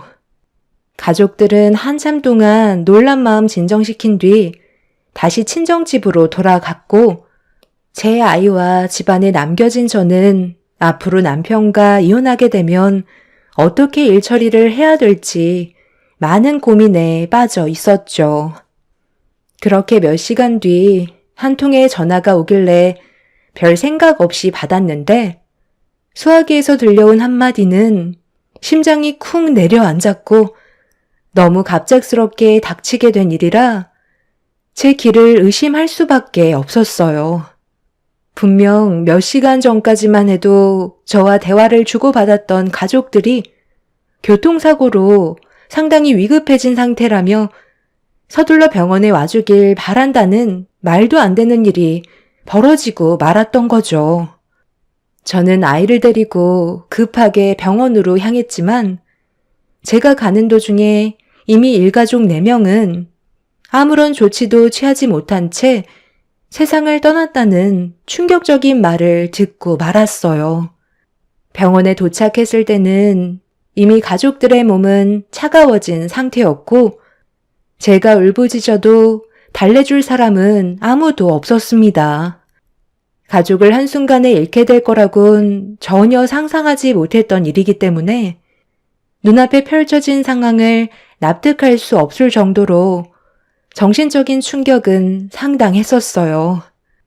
전화를 받지 않는 남편에게 문자로 이 사실을 알리자 잠시 뒤 저에게 전화가 왔길래 병원의 위치를 알려주었고 시집 식구들은 한 걸음에 달려와 모두 놀란 표정을 보이며 당황스러운 모습으로 저를 위로해 주었어요. 한꺼번에 일가족 4명의 집단 장례를 치르게 될지 몰랐던 저는 남편의 도움을 받아 그나마 좀 수월하게 장례를 진행할 수 있었는데 시부모님과 시누이의 표정이 슬퍼 보이는 게 아닌 뭔가 불만이 가득해 보이는 표정이었어요. 저는 워낙 충격이 컸던지라 그런 모습을 보고도 신경 쓸 힘이 없어 그냥 지나쳤는데 시모가 남편을 데리고 어디론가 급하게 끌고 가더니 장례식장이 떠나갈 정도로 화를 내고 계셨죠. 저는 무슨 상황인지 알아야 할 것 같아 시모와 남편이 무슨 대화를 나누는지 엿듣게 되었어요. 내일이 출발하는 날인데 하필 이런 중요한 시기에 장례가 웬 말이니? 어차피 우리 없어도 여기 일하시는 분들한테 도움을 받을 수 있는 거잖아? 아, 그렇긴 한데 지금 상황이 너무 안 좋잖아요. 괜히 알기라도 한다면 더 큰 상처로 다가올 텐데 다른 날로 다시 잡으면 안 될까요? 꼭 내일 가셔야겠어요? 예, 아무 때나 언제 갈 수 있는데. 이번에 나온 이벤트 상품이 맨날 있을 줄 아니? 여행도 다 때가 있는 거야. 초저가 골프 상품은 아무 때나 찾아오는 게 아니야. 올해 이번이 마지막 기회일 수도 있다고. 우리 집안 형편에 이런 기회 누리기 쉽지 않다. 어차피 이혼할 생각이었잖아. 아, 그러고 보니까 너 설마 그것까지 생각한 거야? 사돈분들이 세상을 떠났으니까 그 재산을 며느리한테 돌아가겠네. 아, 그럼 이참에 우리 골프 여행 다녀오고 아예 며느리 집에 눌러붙어 살아야 되겠다. 어차피 이제 우리한테 뭐라 할 사람 아무도 없잖아. 며느리 하나쯤이야. 내 발밑에 두는 거 어려운 것도 아니지. 며느리 돈이 우리 돈 아니겠어? 장례식장에서 시댁 식구들은 골프 여행 계획을 준비하고 있었어요. 언제부터 준비하고 있었는지 알 수는 없었지만 다음날 당장 출발하겠다는 시모의 말에 화가 났지만 저를 놔두고 시댁 식구들을 따라가겠다는 결정을 해버린 남편한테 더 화가 나고 말았죠. 처음에는 제 걱정을 하는 것처럼 보이더니 시댁 식구들은 하나같이 똑같은 사람들이었고 더 이상의 미련은 남아있지 않았어요. 그래도 함께한 세월이 10년인데 같이 슬퍼해주기는커녕 오히려 골프 여행을 다녀온 뒤에 다른 계획을 꾸미려고 하는 시댁 식구들을 보니 저는 더욱더 화가 치밀었고 절대 용서해주고 싶지 않았어요. 시댁 식구들은 예정대로 다음날 저 혼자 놔둔 채 골프 여행을 가기 위해 장례식장을 서둘러 빠져나갔죠. 저는 부모를 잃고 두 언니를 잃었지만 가족을 꾸리며 살아왔던 형부들도 많은 충격을 받았는지 제정신이 아닌 모습을 보고 있는데 너무 마음이 아프더라고요. 진심으로 슬퍼하는 모습이 보이는데 남편은 골프 여행을 가려고 저에게는 단 한마디도 하지 않은 채 조용히 사라지는 모습을 보니 사람이 아닌 것 같아 보였습니다. 제 가족이 한 명도 아닌 한날 한시에 4명의 가족을 한 번에 잃었는데 시댁 식구들은 골프 여행이 우선이었던 거네요. 형부들의 도움을 받아 그렇게 장례를 끝마칠 수 있었고 집으로 돌아온 저는 가진 것들도 없는 사람들이 서둘러 집을 마련하기는커녕 제 집에서 놀고 먹으며 여행을 다니는 모습을 더 이상은 보고 싶지 않아 5년 동안 함께 살면서 쌓여있던 시댁 식구들의 짐을 얄짤없이 죄다 밖으로 빼버린 다음 부동산에 집을 내놓게 되었습니다. 그리고 저는 부모님께서 살고 계시던 아파트로 이사를 하게 되었어요. 그렇게 며칠의 시간이 지나고 제주도로 골프 여행을 다녀온 시댁 집안은 집 밖에 자기 짐들이 전부 다 밖으로 나와 있는 광경을 보고 당황했는지 저에게 전화가 오기 시작했네요. 어차피 이혼할 마음 변함없었고 장례식보다 골프 여행이 우선이었던 사람들에게 조금의 미련도 없었기에 전화를 받았습니다. 시모는 저에게 욕부터 할 줄 알았는데 본인들이 잃을 게 더 많다고 생각했는지 제 심기를 건드리지 않으려 애를 쓰고 있었어요. 저기 서준애미야, 아직도 화가 많이 난 거야? 우리 가족이 골프 여행 간 것 때문에 그러는 거니? 내 아들이 어쩔 수 없는 상황이라고 돈까지 이미 결제한 상태라 다녀올 수밖에 없을 것 같다고 문자 한 통 남긴 뒤 조용히 사라진 건데 그게 너무 서운했었니? 그런데 우리 입장도 생각해줘야지. 맨날 여행 간 것도 아니고 정말 어쩌다가 초저가 한번 나와서 다녀온 것 뿐인데 꼭 이런 식으로 집에 있는 짐들을 전부 다 집 밖으로 빼놨어야 했어? 지금 어디에 있는 거야? 우리 만나서 대화로 풀어나가자. 그런 거 어려운 거 아니잖아? 그동안 우리가 잘못했던 거 앞으로 잘할 테니까 이대로 인연 끊어내지 말고 좋게 생각 좀 해줄 수 없겠니? 그렇게는 할 수 없을 것 같은데요. 저는 이미 그 사람이랑 이혼을 결정했었고 제 마음 변한 건 하나도 없으니까요. 그 사람도 저보단 골프 여행이 우선 아니었나요? 다른 사람도 아니고 저희 가족이 한날 한시에 전부 다 세상을 떠났는데 머릿속에는 온통 골프 칠 생각만 하고 있었잖아요. 가진 것도 집불 없으시면서 골프는 치고 싶으셨나 봐요. 평생 그렇게 살다가 세상 떠나세요. 그렇게 사는 게 오히려 속 편할지도 모르겠네요. 이사도 다 때가 있기 때문에 이참에 집에 있던 짐들 전부 다 빼버린 거니 필요한 건 챙겨가시고 나머진 알아서 처리하세요. 집은 이미 부동산에 내놓은 상태고 비밀번호도 바꿔놨기 때문에 함부로 들어가신다면 주거 침입죄로 처벌받는다는 거 잊지 않으셨으면 좋겠어요. 그리고 저번에도 아버님한테 말씀드린 것 같은데 벌써 잊으셨나 봐요? 제 물건에 손대지 말라고 분명 신신당부했는데 이번에 이사하면서 보니까 제가 장례식장에 있을 때 혼자 집에 들어오셔서 금품을 또 가져가셨더라고요. 이 부분에 대해서는 현재 형사 고발한 상태이기 때문에 법적인 처벌이 있을 예정이니 그런 줄 아세요. 제 집에서 얼쩡거리지 말고 그만 사라져 주시죠. 부모님 댁으로 옮기려고 짐을 싸고 있는데 엄마한테 받았던 금품들이 전부 다 사라졌길래 CCTV를 확인해 보니 제가 장례식장에 있을 때 시부는 몰래 방으로 들어와 금품에 손을 댔고 급하게 도망을 친 모습이 고스란히 찍혀 있었어요. 어차피 걸리게 될 걸 왜 그런 행동을 저질렀는지 이해를 할 수가 없었습니다. 물질에 대한 욕심이 결국 화를 불러일으키게 된 거였죠. 그날 이후 시부는 금품에 손을 댄 거에 대해 법적인 처벌을 받았고 남편과는 더 이상 함께 살아갈 이유가 없었기 때문에 이혼을 하게 되면서 남남이 되어 버렸습니다.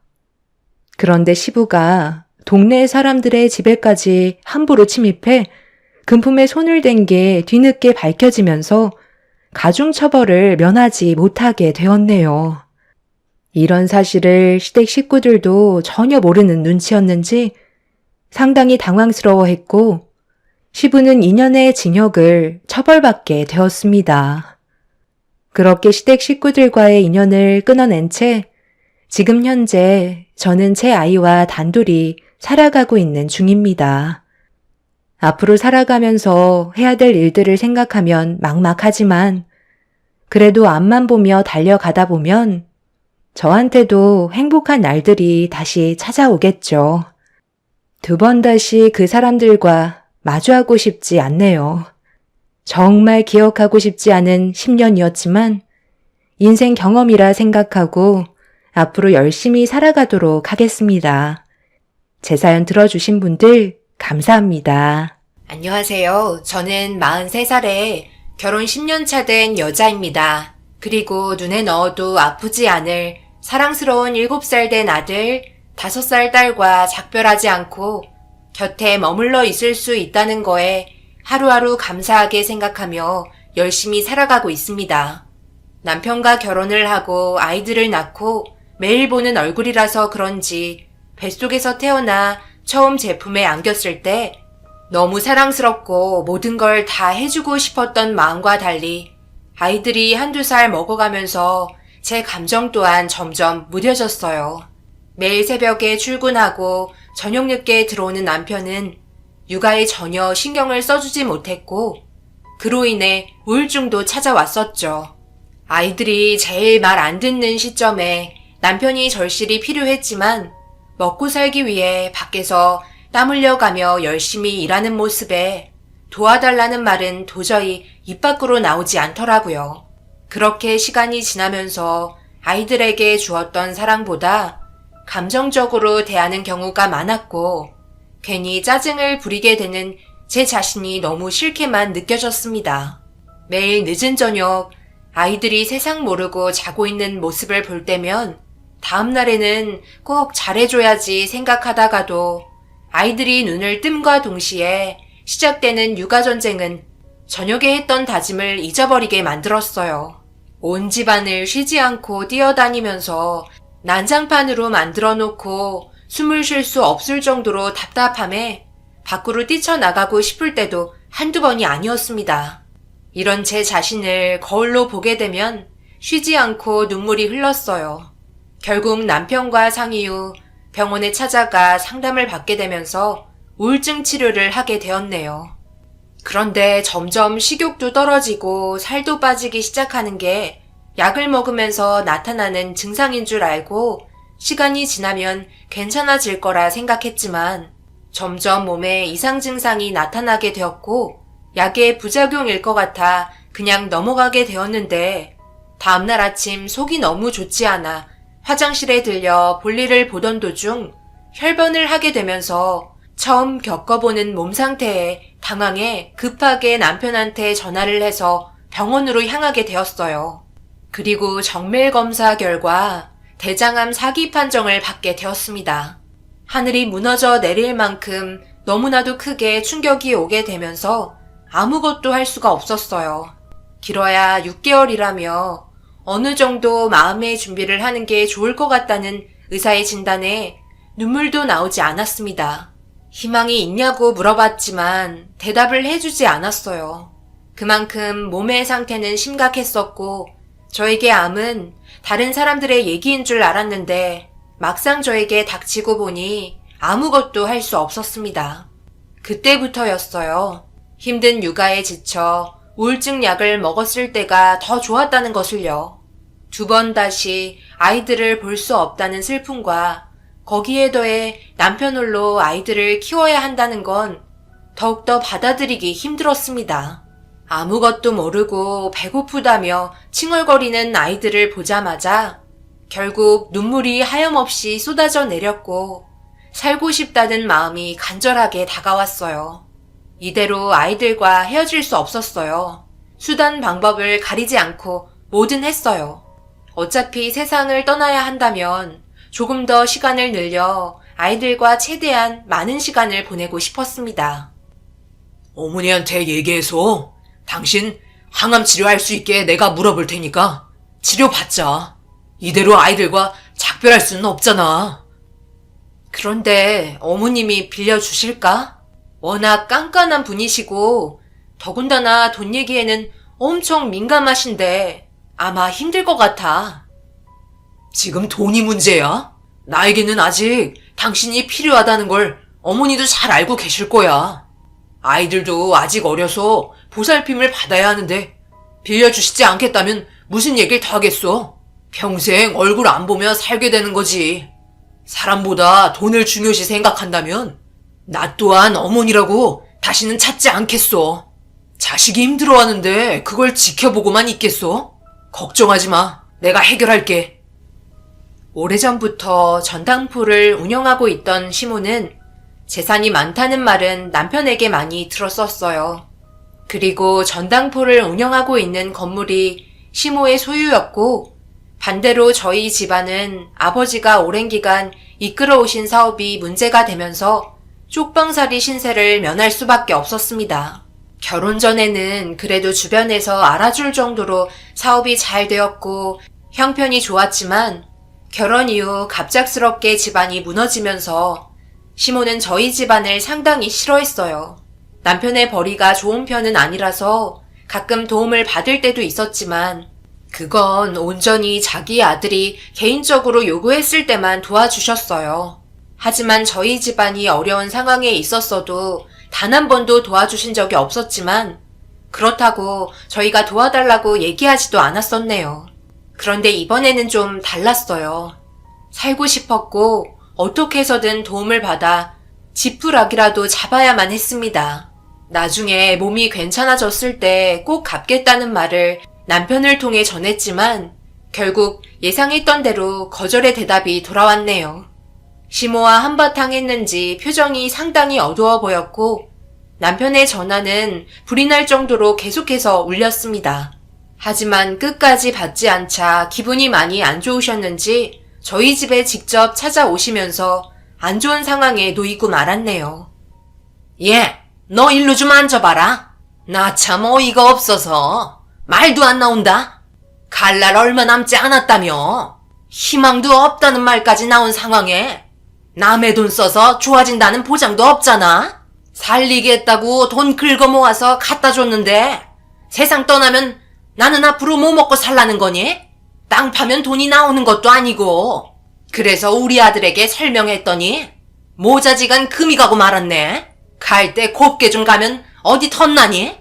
이 상태에서 시도조차 안 해보고 세상 떠나면 우리 아들이 다시는 얼굴 안 보겠다고 얘기하고 돌아 나갔는데 부모인 내 마음이 어떻겠니? 그래서 이렇게 찾아온 거다.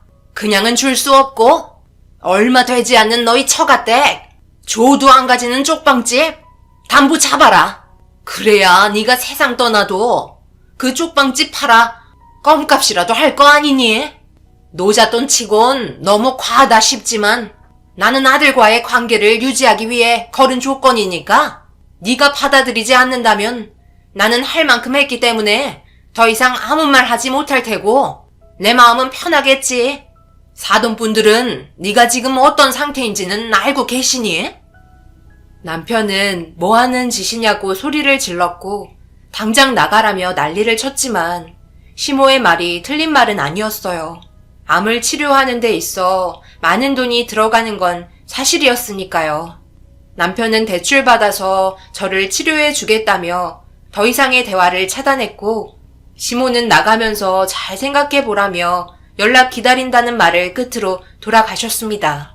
제가 시모의 돈을 빌려 치료를 받다가 세상을 떠난다면 분명 부모님이 살고 계신 집을 처분할 테고 길거리에 나앉게 되는 상황이 생길 게 뻔했어요. 시모의 성격상 그렇게 하고도 충분할 정도로 돈에 대해서는 상당히 계산적으로 움직이셨고 손해보는 것 자체를 싫어하셨어요. 한숨 쉬는 남편과 그리고 아무것도 모르고 뛰어다니는 아이들을 보니 제가 없으면 아무것도 하지 못할 것 같은 느낌에 서둘러 부모님께 찾아갔어요. 어차피 주사위는 던져졌고 선택을 해야만 했습니다. 그렇게 허름한 집에서 힘들게 살고 계신 부모님한테 염치 없지만 손을 벌렸습니다. 반갑게 맞아주신 부모님 얼굴을 보니 차마 입이 떨어지지 않았어요. 하지만 이해해 주실 거라 생각해 시모가 말한 조건에 대해 천천히 대화를 풀어나갔고 저희 부모님의 얼굴은 노랗게 변하셨어요. 제가 대장암 사기라는 말에 믿을 수 없다는 듯 오열을 하셨습니다. 그리고 도움을 받을 수 있다면 얼마 되지 않는 쪽방집 당연히 내줘야 하지 않겠냐며 허락을 해주셨어요.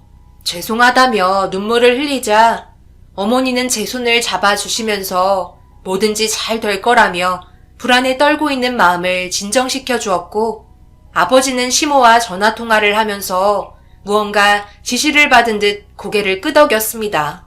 그렇게 도움을 받아 치료를 받기 위해 병원으로 들어가기 전에 다음날 다시 부모님 집에 찾아가 인사를 드린 뒤 걱정 끼쳐 드리고 싶지 않아 병원에는 오지 말라고 얘기했어요. 부모님은 자식이 아파 병원에 입원했는데 어떻게 그럴 수 있냐며 대화를 하던 도중 외제차 한 대가 저희 앞에 멈춰섰어요.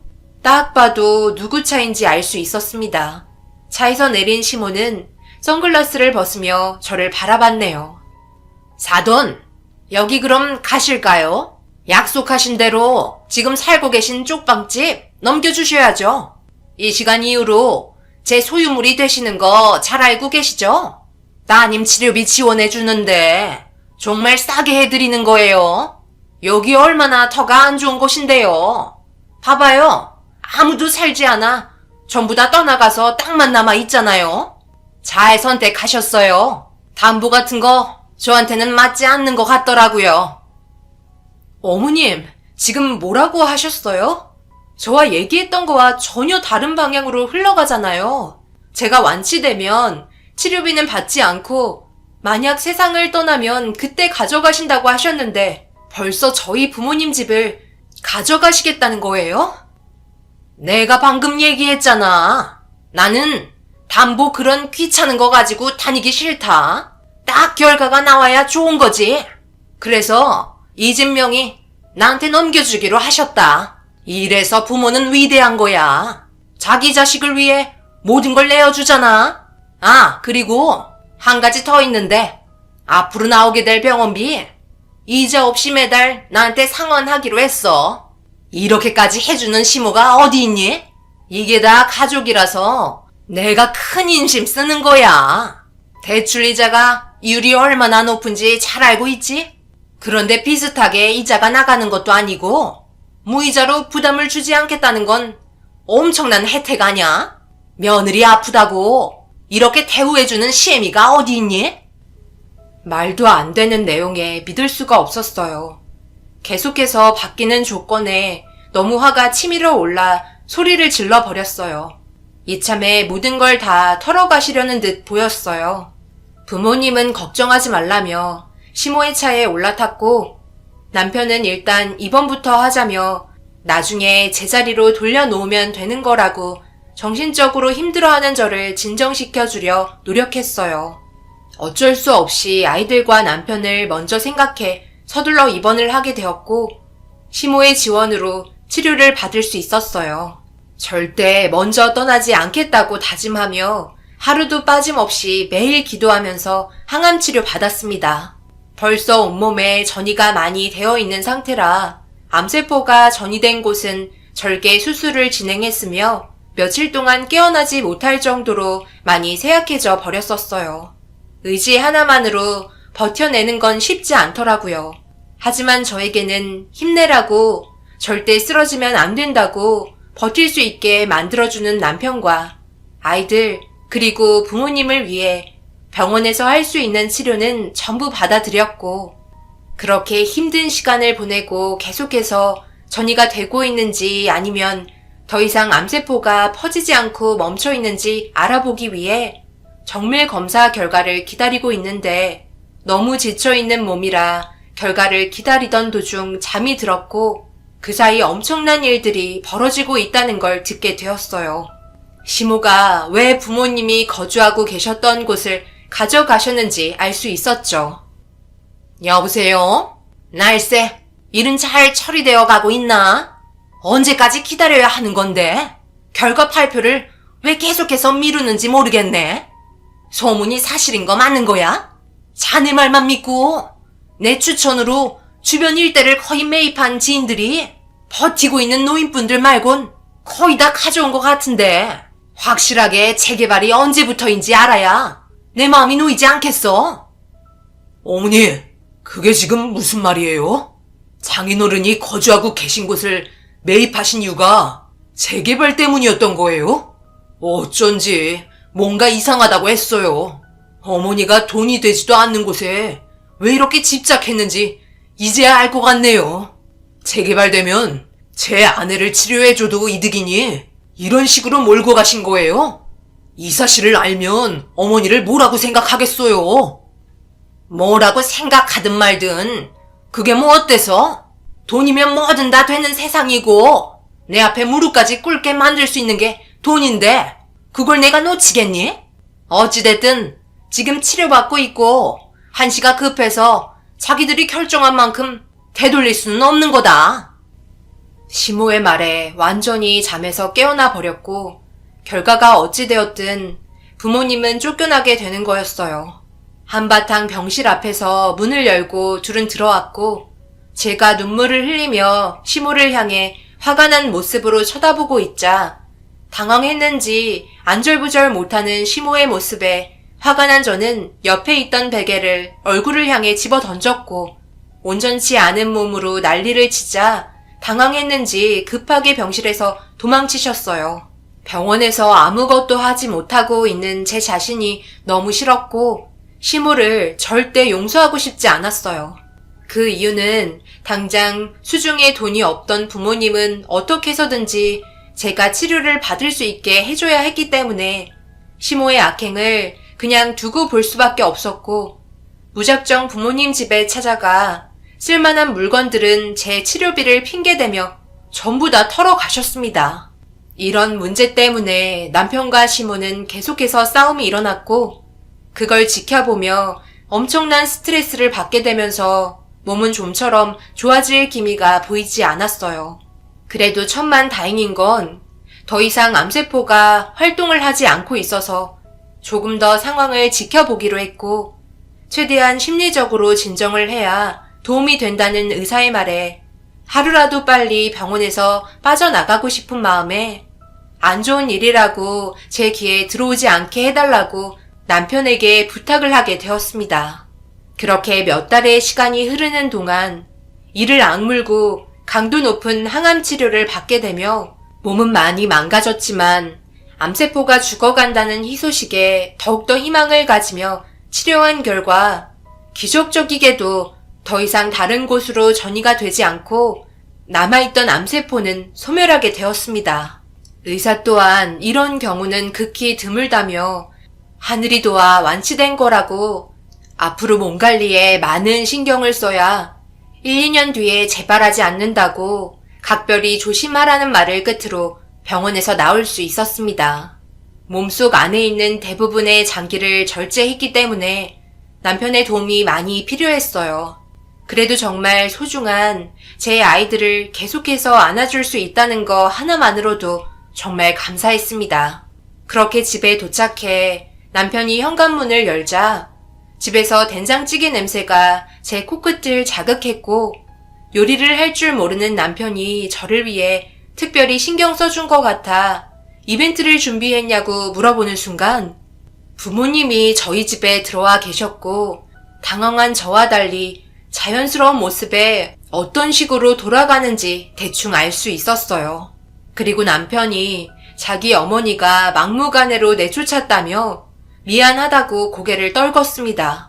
화가 머리끝까지 차올라 시모에게 당장 전화를 걸어 집으로 와달라고 얘기한 뒤 끊고 기다리자 몇 시간 뒤 시모가 현관문을 두드렸습니다. 그래도 기적으로 몸이 좋아졌다며? 나한테 고마워해야 하는 거 알지? 내가 그동안 얼마나 마음이 불편했는지 아니? 만약 네가 세상을 떠났다면 내가 너무 나쁜 사람이 되는 거잖니? 그래도 지금은 좋은 거래를 한 것 같아 마음은 편하구나. 편하다고요? 이런 상황을 만들어 놓고 지금 기분이 좋으세요? 떼돈 벌게 생겼으니 당연히 그러시겠죠.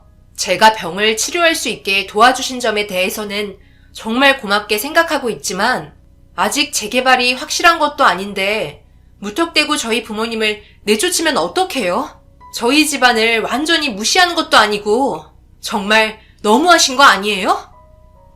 뭐가 너무하다는 거지?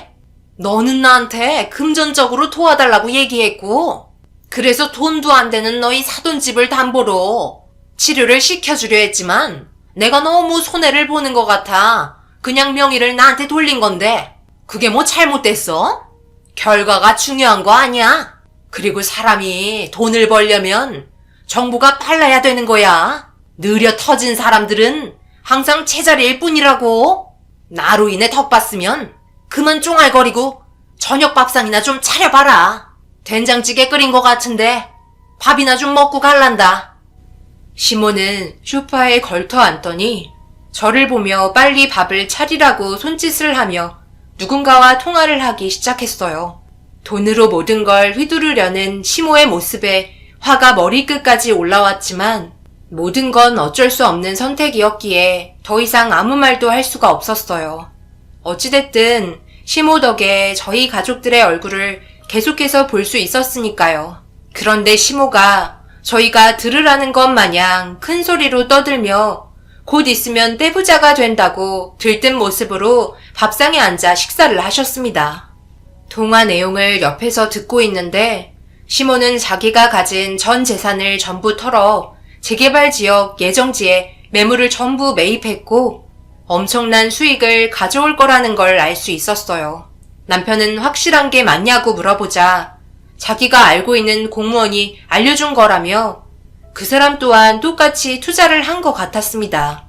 그렇게 시모는 식사를 끝낸 뒤 전화 통화를 하면서 저희는 신경 쓰지도 않고 돌아가셨고 남편과 앞으로 어떻게 살아야 할지 계획을 짜기 시작했어요.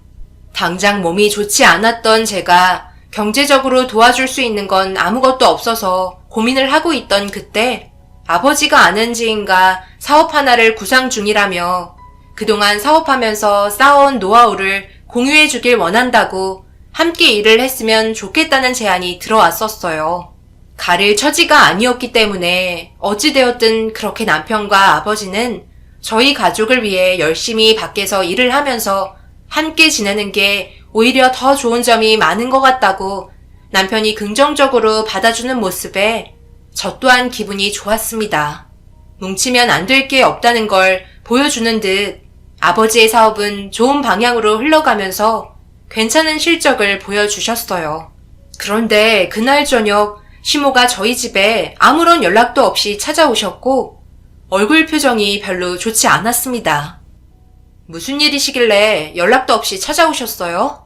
저희에게 아직도 볼 일이 남아있는 거예요? 더 이상 뺏어가실 것도 없는데요? 내가 언제는 연락하고 왔었니? 밥 좀 먹으려고 잠시 들렸다. 시엠이 왔는데 앉아만 있지 말고 밥 좀 차리래도. 정말 너무하시는군요. 환자에게 밥을 차리라니요. 저희가 가진 게 없다고 이런 식으로 사람을 막대하는 건 아니지 않나요? 그럼 사돈은 환자가 아니니까 사돈이 밥 좀 차리면 되겠네. 내가 살려준 거나 다름없는데 이 정도 호의도 못 베풀어요? 내가 사돈 입장이었다면 매일 식사 초대하고 온갖 맛있는 반찬들로 한상 차려 대접했겠네. 가진 게 없으면 손이라도 커야지. 뭘 그렇게 쳐다보고 있어요? 밥 좀 차려달라니까요. 저한테 잘 보여야 콩고물이라도 떨어지지 않겠어요? 화가 머리끝까지 올라온 저는 몸이 좋지 않은데도 고래고래 소리를 질렀고 당장 나가라고 정신 나간 사람처럼 행동하자 당황했는지 알겠다며 아들 얼굴은 보고 가야 하지 않겠냐며 소파에 앉으셨어요. 그런데 시모의 핸드폰에 전화가 울렸고 서류 하나를 받아야 하는지 다급하게 집 주소가 어떻게 되냐고 물어보길래 종이에 적어 알려주었네요. 짜증이 올라온 상태로 남편에게 전화를 걸어 시모가 저희 집에 와 있다고 얘기하자 거의 다 도착했다며 금방 온다는 말에 정적이 흐른 상태에서 현관문을 두드리는 소리가 들렸고 동시에 남편의 목소리가 들렸습니다. 잠시 뒤 남편이 현관문을 열며 들어오는데 한쪽 손에 서류 봉투 하나가 들어있더라고요. 문 앞에서 퀵 배달 온 거 전달받았다며 얘기하자 시모는 급하게 서류 봉투를 달라고 재촉했어요. 안에 어떤 내용이 들어있길래 얼굴빛이 바뀔 만큼 들떠있는지 지켜보고 있는데 시모가 재개발 지역에 관련된 내용이라며 급하게 서류 봉투를 뜯어 안의 내용을 확인한 순간 글을 읽어내려가던 시모가 서류를 들고 있던 손이 떨리기 시작하더니 떨어뜨렸고 남편이 떨어진 서류를 주워 살펴본 순간 당황한 눈빛을 보이길래 어떤 내용이 들어있길래 표정이 좋지 않냐며 설명해 달라고 말하자 충격적이게도 서류의 내용은 재개발이 애초부터 계획 자체가 없었다며 앞으로도 그럴 거라는 설명이 들어 있었습니다. 많은 분들이 헛소문을 듣고 벌인 일들 때문에 안내장이 날아온 거였어요. 시모는 현실을 받아들일 수 없었는지 오열을 하기 시작했고 그동안 남편 없이 홀로 살아오면서 악착같이 모아둔 전 재산 몽땅 날렸다며 쉬지 않고 눈물을 쏟아내시다가 결국 실신을 하고 말았습니다. 시모의 욕심이 화를 부른 상태였어요. 그런데 갑자기 불똥이 저한테 튀었습니다. 이게 다 너 때문이야. 네가 나한테 돈을 빌려달라고 말하지만 않았어도 이런 일은 없었을 거라고. 내가 그동안 얼마나 고민을 많이 했는지 알아? 그런데 하필 너희 사돈집이 재개발 지역에 포함되어 있다는 말에 계획한 건데 결과가 이렇게 되어버렸잖아. 책임져. 그냥 곱게 떠나면 될 것을 살아보겠다고 발버둥 쳐서 내가 가진 재산을 전부 다 날렸다고. 부동산에 내놔도 아무도 사가지 않는 버려진 땅이었는데 네가 우리 집안에 들어오면서부터 되는 일이 하나도 없다. 이게 왜 제 탓이에요? 제가 어머님한테 저희 부모님 집을 매입하라고 얘기했어요? 주변 일대에 있는 집들 전부를 매입하라고 말한 적이 단 한 번도 없는데 왜 제 탓을 하는 건지 도저히 이해할 수가 없네요. 어머님이 그렇게 욕심을 부리니까 이런 상황이 온 거잖아요. 그동안 돈 많다고 저희 무시하고 막 부려먹으려고 행동하신 거에 대한 벌을 받으신 거예요. 시모는 듣고 싶지 않다며 집안의 물건을 닥치는 대로 집어 던지기 시작했어요. 때마침 아버지가 들어오셨고 난리가 난 상황을 보며 남편과 함께 말리기 시작했어요. 하지만 이미 이성을 잃어버린 듯 더 심해지는 모습에 엄마가 시모의 얼굴에 손을 날렸고 그제서야 시모의 행동을 멈출 수 있었습니다. 현실을 받아들이기 힘드셨는지 털썩 주저앉으시며 한참 동안 눈물을 흘리시는데 그 모습을 보니 왠지 모르게 안쓰럽기까지 하더라고요. 돈이 전부였던 시모가 모든 걸 잃게 되자 삶의 의욕을 잃어버린 듯 비틀거리며 밖으로 나가셨어요. 아버지는 남편에게 따라가 보라며 걱정하셨고 그렇게 한참 뒤 들어온 남편이 집에 발에다 들였다며 저희를 안심시켜 주었네요. 하지만 그때부터 불행은 시작되었어요. 너무 큰 충격에 빠지셨는지 정신이 온전치 못했고 혼자서는 살아갈 수가 없을 정도로 이상해져 결국 정신병원에 입원을 하셔야만 했습니다. 계속해서 현실을 부정하고 계셨어요. 치료 기간이 얼마나 걸릴지 모르겠지만 현재까지도 시모는 정신병원에 입원해 계십니다. 제가 아이들과 남편이 전부였던 것처럼 시모 또한 돈이 인생의 전부였는데 한순간에 모든 재산을 잃게 되니 맨정신으로 버티며 살아갈 수는 없었는지 정신줄을 놓아버렸네요. 참 씁쓸합니다. 돈이 전부가 아닌데 이런 식으로의 결말을 보게 되니 지금 현재 저희 가족의 삶에 오히려 감사하네요. 현재까지 저는 재발하지 않고 잘 지내고 있어요. 앞서 말씀드렸듯이 모든 것들이 당연했었는데 어려운 상황에 직면하니 모든 것들이 소중하게 느껴지게 되었습니다. 지금은 제 옆에 아이들과 남편 그리고 부모님과 함께 지내는 것만으로도 정말 감사하네요. 이 행복이 깨지지 않고 오래 갔으면 좋겠어요. 아버지 사업도 지금은 잘 되고 계셔서 앞으로 저희 가족 사는데 부족함 없이 잘 살 것 같습니다. 제 사연 읽어주신 분들, 살면서 벼랑 끝에 서게 되는 그런 날이 꼭 한 번은 다가오게 되는 것 같아요. 저도 인생을 정리했다면 지금 여러분들께 제 사연을 들려드리지 못했겠죠. 하지만 끝까지 포기하지 않고 악착같이 매달린다면 분명 헤쳐나갈 방법이 찾아오게 되는 것 같네요. 여러분들 또한 항상 힘내시고 언제나 뒤에서 응원하겠습니다. 감사합니다.